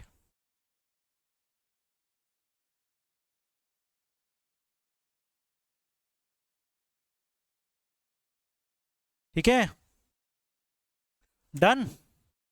तो तीनों जुरिसडिक्शन समझ में आए, intra territorial, extra territorial, admiralty and admiralty. ठीक है, एडमिरलिटी किस में आ जाता है? इंट्रा टेरिटोरियल के अंदर ही आ जाता है, क्योंकि वो शिप इंडिया का है तो इंट्रा टेरिटरी हो गया। वो क्या हो गया? Intra territory. तो एडमिरलिटी मतलब इंट्रा टेरिटोरियल हो गया। क्या हो गया? इंट्रा टेरिटोरियल, क्योंकि अब उसी में डाल दिया गया एनी शिप्स और aircraft registered in India, registered in India. अगर उसका, उस शिप पे अगर इंडिया का फ्लैग कैरी होता है तो इंडिया का लॉ लगेगा, इंडिया का लॉ लगेगा। ओके, सर तो इंडिया का आदमी अगर फॉरेन लैंड में क्राइम कर रहा है तो वहां का लॉ एप्लीकेबल होगा। जैसे फॉरेनर अगर इंडिया में क्राइम करेगा, इंडिया का लॉ एप्लीकेबल होगा। ये बोल रहा है कि सर अभी तो आप बोले बाहर का आदमी आके इंडिया में अगर कोई क्राइम करेगा तो इंडिया का लॉ एप्लीकेबल है, वैसे अगर इंडिया का आदमी बाहर जाके क्राइम करे तो वहां का लॉ क्यों नहीं एप्लीकेबल है? आप बोल रहे हैं इंडिया का लॉ एप्लीकेबल है। बाबू हम अभी इंडिया का लॉ पढ़ रहे हैं, हम इंडिया का ग्रंथ पढ़ रहे हैं, तो इंडिया में बोला है कि मेरा आदमी अगर बाहर जाके क्राइम करेगा मेरा लॉ लगेगा। अब वो जब उस कंट्री का ग्रंथ पढ़ेंगे, उस कंट्री में लिखा होगा कि बाहर का आदमी अगर इंडिया में क्राइम करके करेगा तो वहां का लॉ एप्लीकेबल, तभी तो लड़ाई होगा दोनों कंट्री के बीच में कि भैया इसको हम सजा देंगे, इसको हम सजा देंगे। तभी तो इंटरनेशनल कोर्ट ऑफ जस्टिस में जाना पड़ता है और उस आदमी को पकड़ के इंडिया में लेके आना पड़ता है। देखो ये इंडिया का क्राइम है, इंडिया का क्राइम कैसे इंडिया में पनिशेबल है, वहां पनिशेबल नहीं है। तो दोनों कंट्री आपस में बाबू लड़ाई करेगा। उस कंट्री में लिखा होगा कि भाई इंडिया का आदमी वहां पे जाके अगर क्राइम करेगा वहां का लॉ लगेगा। इंडिया बोल रहा है इंडिया का आदमी अगर वहां जाके क्राइम करेगा यहां का लॉ लगेगा। तो दोनों आदमी लड़ाई करेगा, जो जीत जाएगा वो उसको सजा देगा, ठीक है, जो जीत जाएगा वो उसको सजा देगा, जिसके पास जितना पावर है, ठीक है। बांग्लादेश जैसा कंट्री होगा तो इंडिया खींच लेगा, यूएसए जैसा कंट्री होगा तो वहीं से वो सजा काटेगा, ठीक है। जो जितना पावरफुल है वो उसको सजा दे पाएगा, ठीक है। लॉ बोल रहा है कि वो इंडिया का क्राइम है, इंडिया का लॉ एप्लीकेबल है। बाकी कैसे पकड़ के लेके आएंगे, क्या करेंगे, वो कुछ नहीं है। अभी तुमको खाली ये दिमाग लगाना है क्राइम है कि नहीं है, किसका लॉ लगेगा, इंडिया का लॉ लगेगा। कैसे पकड़ के लेके आएंगे, सर शिप में कोई क्राइम कर दिया, शिप तक पहुंचेंगे कैसे, कौन सा कैसे फ्लाइट से जाएंगे, हेलीकॉप्टर से जाएंगे, ये सब नहीं है, ये सब नहीं है बाबू। खाली अभी ये जाना जा रहा है कि लॉ एप्लीकेबल होगा कि नहीं होगा, ठीक है। किसका लॉ एप्लीकेबल होगा, इंडिया का लॉ एप्लीकेबल होगा। वो आदमी को कहां पे सजा मिलेगा, इंडिया में सजा मिलेगा, ठीक है।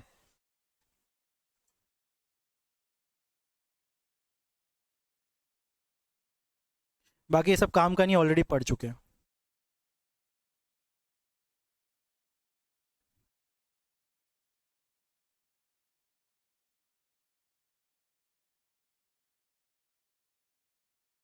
आ जाओ, fundament elements of crime. Fundamental elements of crime छोड़े नहीं हो जाएंगे उस पे, जो पहले अभी गया ना पार्ट, पहले ये समझना जरूरी है फिर वो समझाएंगे। Fundamental elements of crime. कोई भी क्राइम करने के लिए ना 3 एलिमेंट का होना जरूरी है, 3 एलिमेंट का होना जरूरी है, ठीक है। The basic functions of criminal law is to punish the offender and to deter the incidence of crime in the society. वो इंसिडेंस ऑफ क्राइम कम हो जाए, जितना भी क्राइम आदमी लोग कर रहा है उसको सजा देने का काम है क्रिमिनल लॉ का, और ये क्राइम का लेवल कम हो जाए, यही काम है क्रिमिनल लॉ का। यही काम होता है कि क्राइम कम से कम हो, क्राइम कम से कम हो। कैसे कम होगा, जो क्राइम कर रहा है उसको सजा दे दे और नंबर ऑफ क्राइम्स को हम लोग कम करें। तो क्राइम्स करने के लिए 3 चीज होना जरूरी है। एक सबसे पहला ह्यूमन बीइंग होना जरूरी है। क्या चीज, ह्यूमन बीइंग। भैया कोई आदमी तो क्राइम करेगा ना, कोई आदमी को ही आप सजा देंगे, किसको सजा देंगे, आदमी को ही सजा देंगे। तो first requirement of a commission of crime is that act must be committed by a human being. Human being he crime को कमिट करता है, ठीक है। तो act must be done by a human being. Murder कौन करेगा, एक human being करेगा। कौन करेगा, एक ह्यूमन बीइंग करेगा, तभी तो आप उसको सजा देंगे, ठीक है। The human being must be under legal obligation to act in a particular manner and be physically and mentally fit for conviction in the case he has acted, he is not acted in accordance with the legal obligation. एक आदमी को legal obligation rules के हिसाब से चलना पड़ता है। India में रूल बनाया हुआ है कि तुम मर्डर नहीं कर सकता किसी का भी, तो तुम अगर मर्डर कर देगा तो क्या हो जाएगा, क्राइम हो जाएगा। क्या हो जाएगा, क्राइम हो जाएगा, because it is a law punishable, it is an act punishable, it is an act punishable in India. और नंबर 2 उसका क्या होना चाहिए, mentally fit, physically and mentally fit होना चाहिए। अगर कोई पागल आदमी है, अगर कोई पागल आदमी मर्डर कर देता है और वो प्रूफ कर देता है ना कि हम पागल है, तो उसको सजा नहीं दे सकता, उसको सजा नहीं दे सकता है। तो ह्यूमन बीइंग होना जरूरी है और मेंटली फिट होना जरूरी है, मेंटली फिट होना जरूरी है। इससे देखता नहीं है बहुत आदमी लोग प्रूफ करने का कोशिश करता है कि हम तो पागल है, हम तो पागल है, सजा से बचने के लिए, सजा से बचने के लिए। तो ह्यूमन बीइंग होना जरूरी है, फिजिकली एंड मेंटली फिट होना जरूरी है। ह्यूमन बीइंग होना जरूरी है और फिजिकली एंड मेंटली फिट होना जरूरी है, फिजिकली एंड मेंटली फिट होना जरूरी है। अगर उसको पनिश करना है, अगर उसको पनिश करना है, क्या चीज जरूरी है, human being and physically and mentally fit, physically and mentally fit होना जरूरी है। Number 2 mains rea. मेंस रिया आप लोग पढ़े हैं ना बार बार, एक्टस नॉन फेसिट रियम नीसी मेंसिट रिया। पढ़ा हुआ है ये वाला मैक्सिम, नहीं पढ़ा हुआ है, हाँ? नया बैच के हैं। जेआईजीएल में शायद ये पढ़ा हुआ है ना किसी का, अगर कोई पढ़ा होगा जेआईजीएल में, इंटरप्रिटेशन ऑफ स्टैट्यूट में, सीआईसीटी में पढ़ा है ना, actus non facit reum nisi mens sit rea, actus non facit reum nisi mens sit rea. वापस से बोलो, actus non facit reum nisi mens sit rea, mens sit rea. The basic principles of criminal liability is embodied in the legal maxim actus non facit reum nisi mensit rea.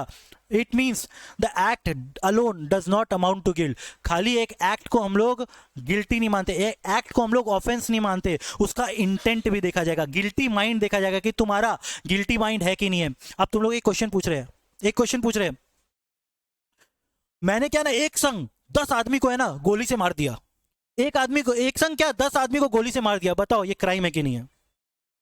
Crime है कि नहीं है? कौन कौन बोल रहा है क्राइम है? मैंने एक संग 10 आदमी को गोली से मार दिया, बताओ। एक संग लिया, गोली से तो मार दिया, बताओ। बोलो, बोलो, कौन बोल रहा है कि क्राइम है? क्राइम है सर। मेंस रिया देखा जाएगा सर। जो आदमी बोल रहा है गिल्टी है, गलत है सर, पहले देखा जाएगा मेंस रिया कि नहीं। मैं क्या है ना, मिलिट्री का आदमी हूं। मैं क्या हूं? मैं बॉर्डर पे खड़ा हूं, पाकिस्तान का आदमी लोग को दूर दूर करके मार दिया। क्या बोलो मैंने क्राइम किया है?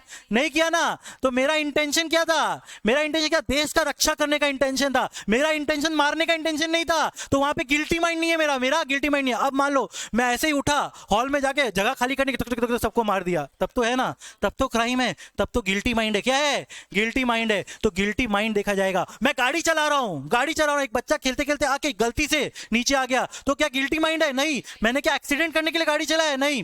लेकिन मान लो गाड़ी चलाते चलाते मैं मोबाइल देख रहा हूं, सेल्फी खींच रहा हूं, गाड़ी चल रहा है और अचानक से किसी को मार दिया, अचानक से कोई आ गया, तब क्या है? मेरा नेग्लिजेंस है। क्या है? मेरा नेग्लिजेंस है। मेरे को पता था कि भैया मोबाइल चलाते चलाते गाड़ी चलाऊंगा, एक्सीडेंट भी हो जाएगा। या फिर मान लो कोई आदमी जानबूझ के नहीं आया, गलती से नहीं आया नीचे, आदमी जा रहा है उसके पीछे पीछे हम चलते जा रहे हैं, उसके पीछे पीछे, और जहां रुका ठोक दिया उसको। ठीक है, अगर ऐसा कर रहा है, अगर ऐसा कुछ किया है, तो क्या हो गया? वो क्या हो गया? क्रिमिनल। वो क्या हो गया? क्राइम। क्योंकि तुम्हारा माइंड गिल्टी है, तुम्हारा इंटेंशन गलत है, तुम्हारा इंटेंशन गलत है। अगर तुम्हारा इंटेंशन गलत हो जाएगा ना, तो क्या हो जाएगा? मेंस रिया। तब क्या आ जाएगा? मेंस रिया। तो गिल्टी माइंड देखा जाता है। क्या देखा जाता है? Guilty mind. इंटेंशन देखा जाएगा तुम्हारा। क्या देखा जाएगा? इंटेंशन। कि तुम्हारा इंटेंशन क्या है? तुम्हारा इंटेंशन उसको मारने का था क्या? तब कोर्ट तुमको सजा देगा। इसीलिए देखो कोर्ट बना हुआ है, कोर्ट प्रूफ करने की कोशिश करता है कि इंटेंशन क्या था। क्या था? मेंस रिया स्टैब्लिश करने की कोशिश किया जाता है। क्या स्टैब्लिश करने की कोशिश किया जाता है? मेंस रिया।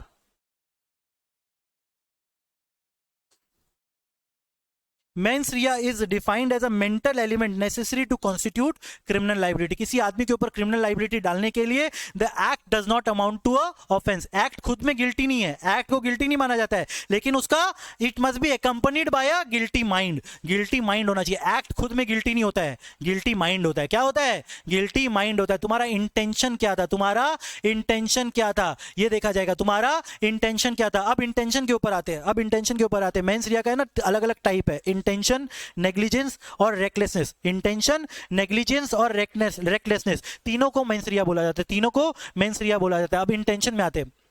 मान लो मेरे को ए को मारना था। किसको मारना था? ए को मारना था। अब मैं ए का है ना खाना में पॉइजन डाल देता हूं। क्या डाल देता हूं? पॉइजन डाल देता हूं। अब ए नहीं खा के बी खा लेता है और बी मर जाता है, तो बताओ मैं गिल्टी हूं कि नहीं हूं? अरे मेरा इंटेंशन तो ए को मारना था सर, अभी तो आप बोले गिल्टी माइंड होना चाहिए। गिल्टी माइंड तो ए को मारने का था, बी मर गया। तो इंटेंशन हर समय जनरल होता है। इंटेंशन क्या होता है? हर समय जनरल होता है। तुमको ए को मारना था लेकिन बी मर गया, मारना तो था ना, मारने का इंटेंशन था ना, चाहे कोई भी मरा हो। तुम गोली उठा के मारना चाहता था, एक आदमी को मारना था, 2 आदमी मर गया, तो भैया दूसरा आदमी को भी तो तुम मार दिया ना। तो मारने का इंटेंशन है। क्या है? मारने का इंटेंशन जनरल देखा जाएगा, जनरल टर्म्स, स्पेसिफिक नहीं देखा जाएगा कि एक आदमी को मारना है। मारना तो था ना, मारना था, तुम्हारा मारने का इंटेंशन था, भले कोई और मर गया, that is also mens rea, that is also mens rea. Okay. Intention is defined as a purpose और design with which an act is done. क्या पर्पस था तुम्हारा एक्ट करने का? पर्पस देखा जाएगा। क्या देखा जाएगा?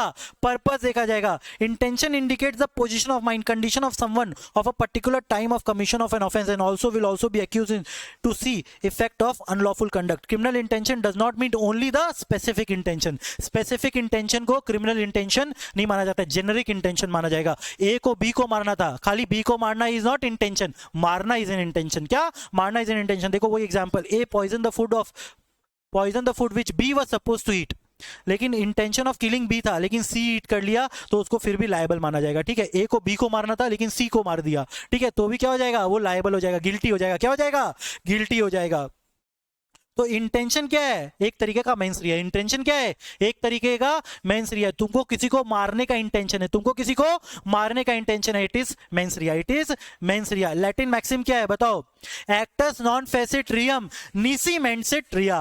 Acts non facit reum nisi mens sit rea, nisi mens sit rea. तो act is itself not, act is itself not a guilt, but intention is a guilt. But intention, guilty should be mind, not an act. Guilty should be mind, not an act. ठीक है, act is not an guilt, बल्कि क्या है उसका guilt है? accompanied by a guilty mind, accompanied by a guilty mind. act को guilty नहीं माना जाता, guilty mind को माना जाता है। ओके, दूसरा वाला पे आते हैं, negligence. Negligence is also mens Riya, negligence is also mens रिया। तुम दारू पी के गाड़ी चला रहा था, ठीक है, दारू पी के गाड़ी चला रहा था, ठीक है, तुम्हारा इंटेंशन किसी को मारने का नहीं था, फिर भी तुम फुटपाथ पे गाड़ी चढ़ा दिया। फिर भी तुम क्या किया, फुटपाथ पे गाड़ी चढ़ा दिया। तुम जो फुटपाथ पे गाड़ी चढ़ा दिया ना, तुम्हारा इंटेंशन तो नहीं था, लेकिन तुम होश में नहीं था। अब लेकिन तुमको पता था कि तुम दारू पी के गाड़ी चलाएगा, एक्सीडेंट हो सकता है, ठीक है, भले ही वहां पे इंटेंशन तुमको किसी को मारने का नहीं था, लेकिन तुम्हारा नेग्लिजेंस के कारण किसी का डेथ हो गया, तो that is also mens rea, that is also mens rea, ठीक है। Negligence amount to mens rea. अगर तुम जो नेग्लिजेंट है, तुमको पता है कि भैया दारू पी के गाड़ी नहीं चलाना चाहिए, लेकिन फिर भी तुम अल्कोहल कंज्यूम करके गाड़ी चला रहा है, अल्कोहल कंजम्पशन करके गाड़ी चला रहा है, अल्कोहल कंजम्पशन करने के कारण डेथ हो गया, तुम्हारा इंटेंशन किसी को मारने का नहीं था, तुम तो अल्कोहल पी के गाड़ी चला रहा था ना, फिर भी क्या हो जाएगा, मेंसरिया, फिर भी तुमको गिल्टी माना जाएगा। सर मेरा इंटेंशन तो, अभी तो आप बोले गिल्टी माइंड होना चाहिए, मेरा गिल्टी माइंड नहीं था भैया, लेकिन तुम नेग्लिजेंट हो ना, तुम नेग्लिजेंट तो था, इग्नोरेंट तो था, तो इसीलिए तुमको क्या मान लिया जाएगा, मैं इसलिए तुमको गिल्टी मान लिया जाएगा। क्या मान लिया जाएगा, गिल्टी मान लिया जाएगा, कि negligence amounts to mens rea, negligence amount to mens rea. In criminal law negligent conduct amounts to mens rea. Recklessness, तुम्हारा रेकलेसनेस के कारण अगर किसी का डेथ हो जाता है, तुम्हारा रेकलेसनेस के कारण कोई क्राइम कंडक्ट हो जाता है, तो recklessness is also a mens rea. Recklessness मतलब क्या, तुम गाड़ी चला रहा है, मोबाइल पे बात कर रहा है, सेल्फी खींच रहा है, वीडियो कॉल कर रहा है, गाड़ी पे चलाने पे ध्यान नहीं दे रहा है। अगर तुम वीडियो कॉल करते करते चला रहा है और एक्सीडेंट हो गया, तुम्हारा इंटेंशन नहीं था, तुम्हारा इंटेंशन नहीं था किसी को मारना, तुम्हारा इंटेंशन नहीं था, लेकिन तुम क्या किया, रेकलेसनेस कंडक्ट किया। क्या किया, रेकलेसनेस, क्या किया, रेकलेसनेस कंडक्ट किया। तो recklessness is also mens rea, recklessness is also mens rea, recklessness is also mens rea. तो तीन तरीके का मेंसरिया होता है, intention, negligence and recklessness, intention, negligence and recklessness. तो हम लोग क्या क्या पढ़े, अभी तक दो फॉर्म पढ़ लिए। नंबर वन, दो एलिमेंट पढ़ लिए। नंबर वन, ह्यूमन बीइंग होना जरूरी है, ह्यूमन बीइंग के संग संग फिजिकली एंड मेंटली फिट होना चाहिए। क्या होना चाहिए, फिजिकली एंड मेंटली फिट होना चाहिए। नंबर टू, मेंसरिया होना चाहिए। नंबर टू क्या होना चाहिए, मेंसरिया होना चाहिए। मेंसरिया मतलब क्या होता है, act is not a guilty, act is not itself a guilt, but intention is guilty, should be mind, guilty should be mind. Okay, mens rea का तीन पार्ट होता है, intention, negligence and recklessness, intention, negligence and recklessness.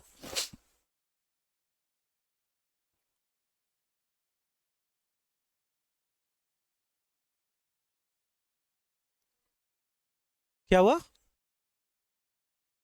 Cancel हो गया।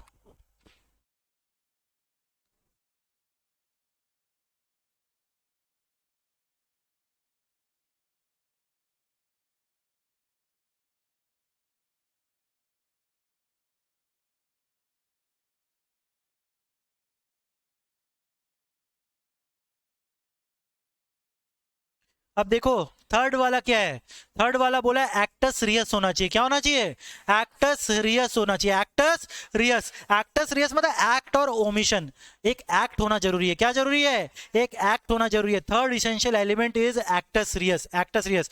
The human being and an evil intent are not enough. खाली तुम्हारा human being और guilty mind होना जरूरी नहीं है, एक्ट भी तो होना चाहिए। तुमने खाली क्या सोचा कि मैं मर्डर करूंगा, गिल्टी माइंड है, लेकिन अभी तक किया नहीं, तो क्या सजा दे देगा तुमको कोर्ट, तुम खाली सोच रहा है, मार देना चाहिए इसको मार देना चाहिए, लेकिन अभी तक सोच रहे हो ना, अभी तक सोच रहे हो, मारे तो नहीं हो ना। जब तक एक्ट नहीं करोगे, जब तक एक्ट नहीं करोगे, तब तक वो क्राइम नहीं है, तब तक वो क्राइम नहीं है। तो एक्टस सीरियस होना चाहिए। क्या होना चाहिए, एक्टस सीरियस होना चाहिए। खाली एक्ट नहीं, एक ओमिशन को भी हम लोग क्राइम मानते हैं, एक ओमिशन को भी हम लोग क्राइम मानते हैं।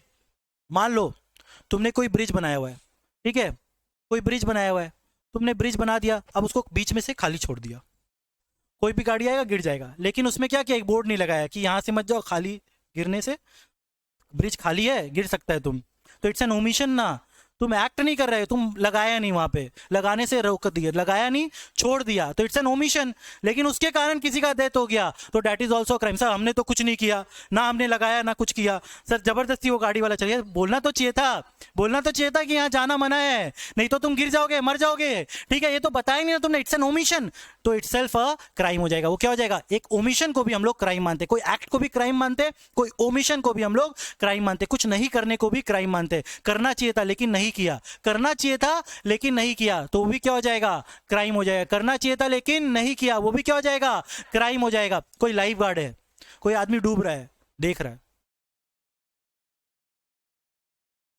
तो ये ओमिशन है ना। करना चाहिए था ना उसको, बचाना चाहिए था, लेकिन नहीं किया ना, नहीं किया, गिल्टी माइंड था उसका, नहीं बचाना था उसको, गिल्टी माइंड था, तो क्या हो जाएगा, क्राइम हो जाएगा। क्या हो जाएगा, क्राइम। ह्यूमन बीइंग है, इंटेंशन है और ओमिशन है, और क्या है, ओमिशन है। तीनों चीज होना पड़ेगा क्राइम के लिए, तीनों चीज होना पड़ेगा क्राइम के लिए।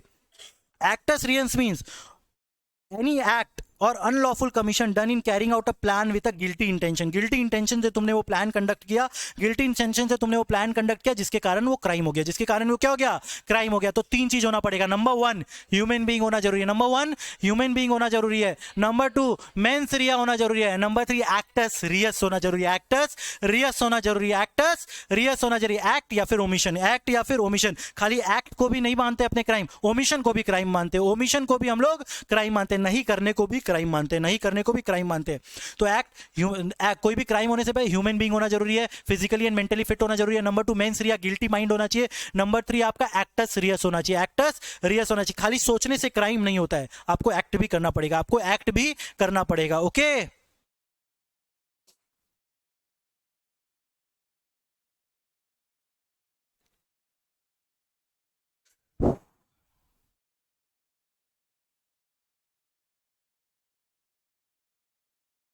तो ये कहां पे डिसाइड होता है, गिरजानाथ वजह स्टेट। गिरजानाथ वजह स्टेट में तीन ठो मेंस रिया बताया गया था, intention, negligence and recklessness. Mains रिया को डिफाइन किया गया था कौन सा केस में, गिरजानाथ वजह स्टेट। गिरजानाथ वजह स्टेट में ये केस में क्या किया था, सुप्रीम कोर्ट डिसाइड किया था कि मेंस रिया क्या होता है। मेंस रिया में इंटेंशन भी आएगा कि तुम्हारा इंटेंशन था मारने का, किसको मारने का था ये नहीं देखा जाएगा। Number two, recklessness. Number three, negligence. तीनों को क्या माना जाएगा, मेंस रिया माना जाएगा, तीनों को क्या माना जाएगा, मेंस रिया माना जाएगा। ओके, कुछ कुछ जगह मेंस रिया नहीं देखा जाता है, कुछ कुछ जगह मेंस रिया नहीं देखा जाता है, ठीक है। जहां पे स्टैट्यूट इंपोज करता है पेनल्टी, जहां पे स्टैट्यूट, सेबी में पेनल्टी लगा हुआ है, सेबी में कोई पेनल्टी लगा हुआ है, वहां पे मेंस रिया नहीं देखा जाएगा, वहां पे मेंस रिया नहीं देखा जाएगा, वहां पे तुम्हारा इंटेंशन नहीं देखा जाएगा। जहां पे स्टैट्यूटरी पेनल्टी लगा हुआ है, जहां पे स्टैट्यूटरी पेनल्टी लगा हुआ है, वहां पे मेंस रिया नहीं देखा जाएगा। सपोज मान लो कोई फैक्ट्री है, कोई फैक्ट्री है, फैक्ट्री को बोला जाता है देख के चलाओ, कोई एमिशन नहीं होना चाहिए गैस का जिसके कारण किसी का डेथ हो जाए, लेकिन अचानक से गैस लीक हो गया। भले फैक्ट्री वाले का ये इंटेंशन नहीं था, मेंस रिया नहीं था कि भैया वो गैस को लीक करके किसी को मारना चाहता है, तो वहां पे नहीं देखा जाएगा मेंस रिया, क्योंकि वो स्टैट्यूटरी पेनल्टी, स्टैट्यूटरी है, उसको मेंटेन करना पड़ेगा कि गैस नहीं लीक हो। बोला गया है कि गैस नहीं लीक होना चाहिए, फिर भी गैस लीक हो गया, किसी का डेथ हो गया, तो वहां पे मेंस रिया देखा नहीं जाएगा, वहां पे मेंस रिया देखा नहीं जाएगा, क्योंकि स्टैट्यूट बोला है ना, स्टैट्यूट बोला है। स्टैट्यूट अगर बोलेगा, मान लो कोई रेस्टोरेंट में खाना खाने आया, रेस्टोरेंट में कोई खाना खाने आया, तुम रेस्टोरेंट में ऐसा कोई फूड बना दिया कि जहर बन गया वो, और सब लोग खा के मर गया हो, खा के क्या हो गया, मर गया वो खाना को, तो वहां पे मेंस रिया नहीं देखा जाएगा, वहां पे मेंस रिया नहीं देखा जाएगा, क्योंकि बोला गया कि खाना अच्छा बनाना है भैया, रेस्टोरेंट में थोड़ी ना जहर खिला देगा तुम सबको, ठीक है। तो वहां पे मेंस रिया नहीं देखा जाएगा, वहां पे मेंस रिया नहीं देखा जाएगा। अगर स्टैट्यूटरी इंपोजिशन है, लॉ बोलता है कि अपना काम ठीक से करो और तुमने ठीक से नहीं किया, तो वहां पे मेंस रिया नहीं देखा जाएगा, वहां पे मेंस रिया नहीं देखा जाएगा। छोटा छोटा केस, छोटा छोटा केस जहां पे डिफिकल्ट है प्रूफ करना, जहां पे फाइन छोटा है, 2000 3000 का है भैया, देके फाइन क्लिक करो, क्या मेंस रिया देखेंगे, इतना कोर्ट के पास टाइम नहीं है। 2000 5000 का जहां पे छोटा छोटा फाइन है, जहां पे छोटा छोटा फाइन है, पेटी केसेस है, जहां पे मेंस रिया प्रूफ करना बहुत डिफिकल्ट है, वहां पे नहीं देखा जाएगा, वहां पे मेंस रिया नहीं देखा जाएगा। जहां पे डिफिकल्टी है प्रूफ करना मेंस रिया, अगर पब्लिक का सेफ्टी को देखना है, क्या देखना है, पब्लिक का सेफ्टी को देखना है, अगर पब्लिक का इंटरेस्ट को देखना है, पब्लिक का सेफ्टी को देखना है, तो वहां पे भी मेंस रिया प्रूफ करने का दरकार नहीं है, वहां पे भी मेंस रिया प्रूफ करने का दरकार नहीं। अगर पब्लिक का सेफ्टी अगर हैम्पर हो रहा है इस आदमी से, अगर पब्लिक का सेफ्टी अगर हैम्पर हो रहा है तो उस आदमी को तुम सजा दे सकते हैं, वहां पे मेंस रिया देखने का दरकार नहीं है, वहां पे उसका गिल्टी इंटेंशन, गिल्टी माइंड देखने का दरकार नहीं है। ओके, ऑफेंस विदाउट नॉलेज, वो इग्नोरेंशिया जूरिस नॉन एक्सिस्ट। अगर तुमको लॉ का नॉलेज नहीं है, अगर लॉ का नॉलेज नहीं है, तुम्हारा माइंड नहीं, तुमने जो एक्ट किया तुमको नहीं पता था कि वो गलत है, तुमको नहीं पता था कि वो गलत है, तो ignorance is not an excuse, ignorance is not an excuse. तुम इग्नोर नहीं कर सकता लॉ को, तुम लॉ को ये नहीं बोल सकता मेरे को लॉ नहीं पता था, मेरे को हम इग्नोरेंट है लॉ, मेरे को नहीं पता था लॉ, मेरे को नॉलेज नहीं है लॉ का, तो उसको भी एक्सक्यूज नहीं माना जाएगा। वहां पे भी मेंस रिया देखने का दरकार, वहां पे ये प्रूफ करने का दरकार नहीं है कि, वहां पे ये तो यही बोलेगा ना यार मेरे को नहीं पता था यार, मेरे को नहीं पता था, मेरा माइंड गिल्टी नहीं था, मेरा माइंड गिल्टी, मेरे को क्राइम नहीं कंडक्ट करना था, मेरे को पता ही नहीं था कि ये क्राइम है। तो वहां पे मेंस रिया तो तुम प्रूफ ही नहीं कर पाएगा ना, वहां पे तो प्रूफ ही नहीं कर पाएगा तुम मेंस रिया। कोई बोलेगा कि यार नहीं मेरा कंट्री में तो यार मर्डर अलाउड था, हम लोग किसी का भी मर्डर कर सकता था, तुम लोग का कंट्री में मर्डर अलाउड नहीं है, तुम लोग कंट्री में तुम लोग सजा दे देता है, हम लोग कंट्री में अलाउड, हम लोग किसी को भी जाके ठोक सकता था, यहाँ पे तो यार अलाउड नहीं, यहाँ पे तो अलाउड नहीं। तुम ऐसा, ignorance of law is not an excuse, ignorance of law is not an excuse. तो 4 जगह मेंस रिया प्रूफ करने का दरकार नहीं है। Number 1 statutory position, statutory imposition है, लॉ बोलता है ये करना पड़ेगा, अगर तुम नहीं करता है तब मेंस रिया प्रूफ करने का दरकार नहीं है। नंबर 2 डिफिकल्ट है, प्रूफ नहीं कर सकता, छोटा छोटा केसेस में मेंस रिया प्रूफ नहीं कर सकते। पब्लिक का सेफ्टी हैम्पर हो रहा है, पब्लिक का सेफ्टी अगर हैम्पर हो रहा है तो वहां पे भी मेंस रिया प्रूफ करने का दरकार नहीं है। ऑफेंस विदाउट नॉलेज, तुमको नॉलेज नहीं था और तुमने ऑफेंस कंडक्ट कर दिया, तुमको नॉलेज नहीं था, तुमने ऑफेंस कंडक्ट कर दिया। Ignorance, ignorance is not an excuse, ignorance is not an ignorantia juris non excusat, ignorantia juris non excusat. Okay done, okay. अब देखो लिखने का टाइम तो आज नहीं है, कल लिखाएंगे बाबू, और भी क्लास है, ठीक है। Thank you. समझ में आया, समझ में आया तो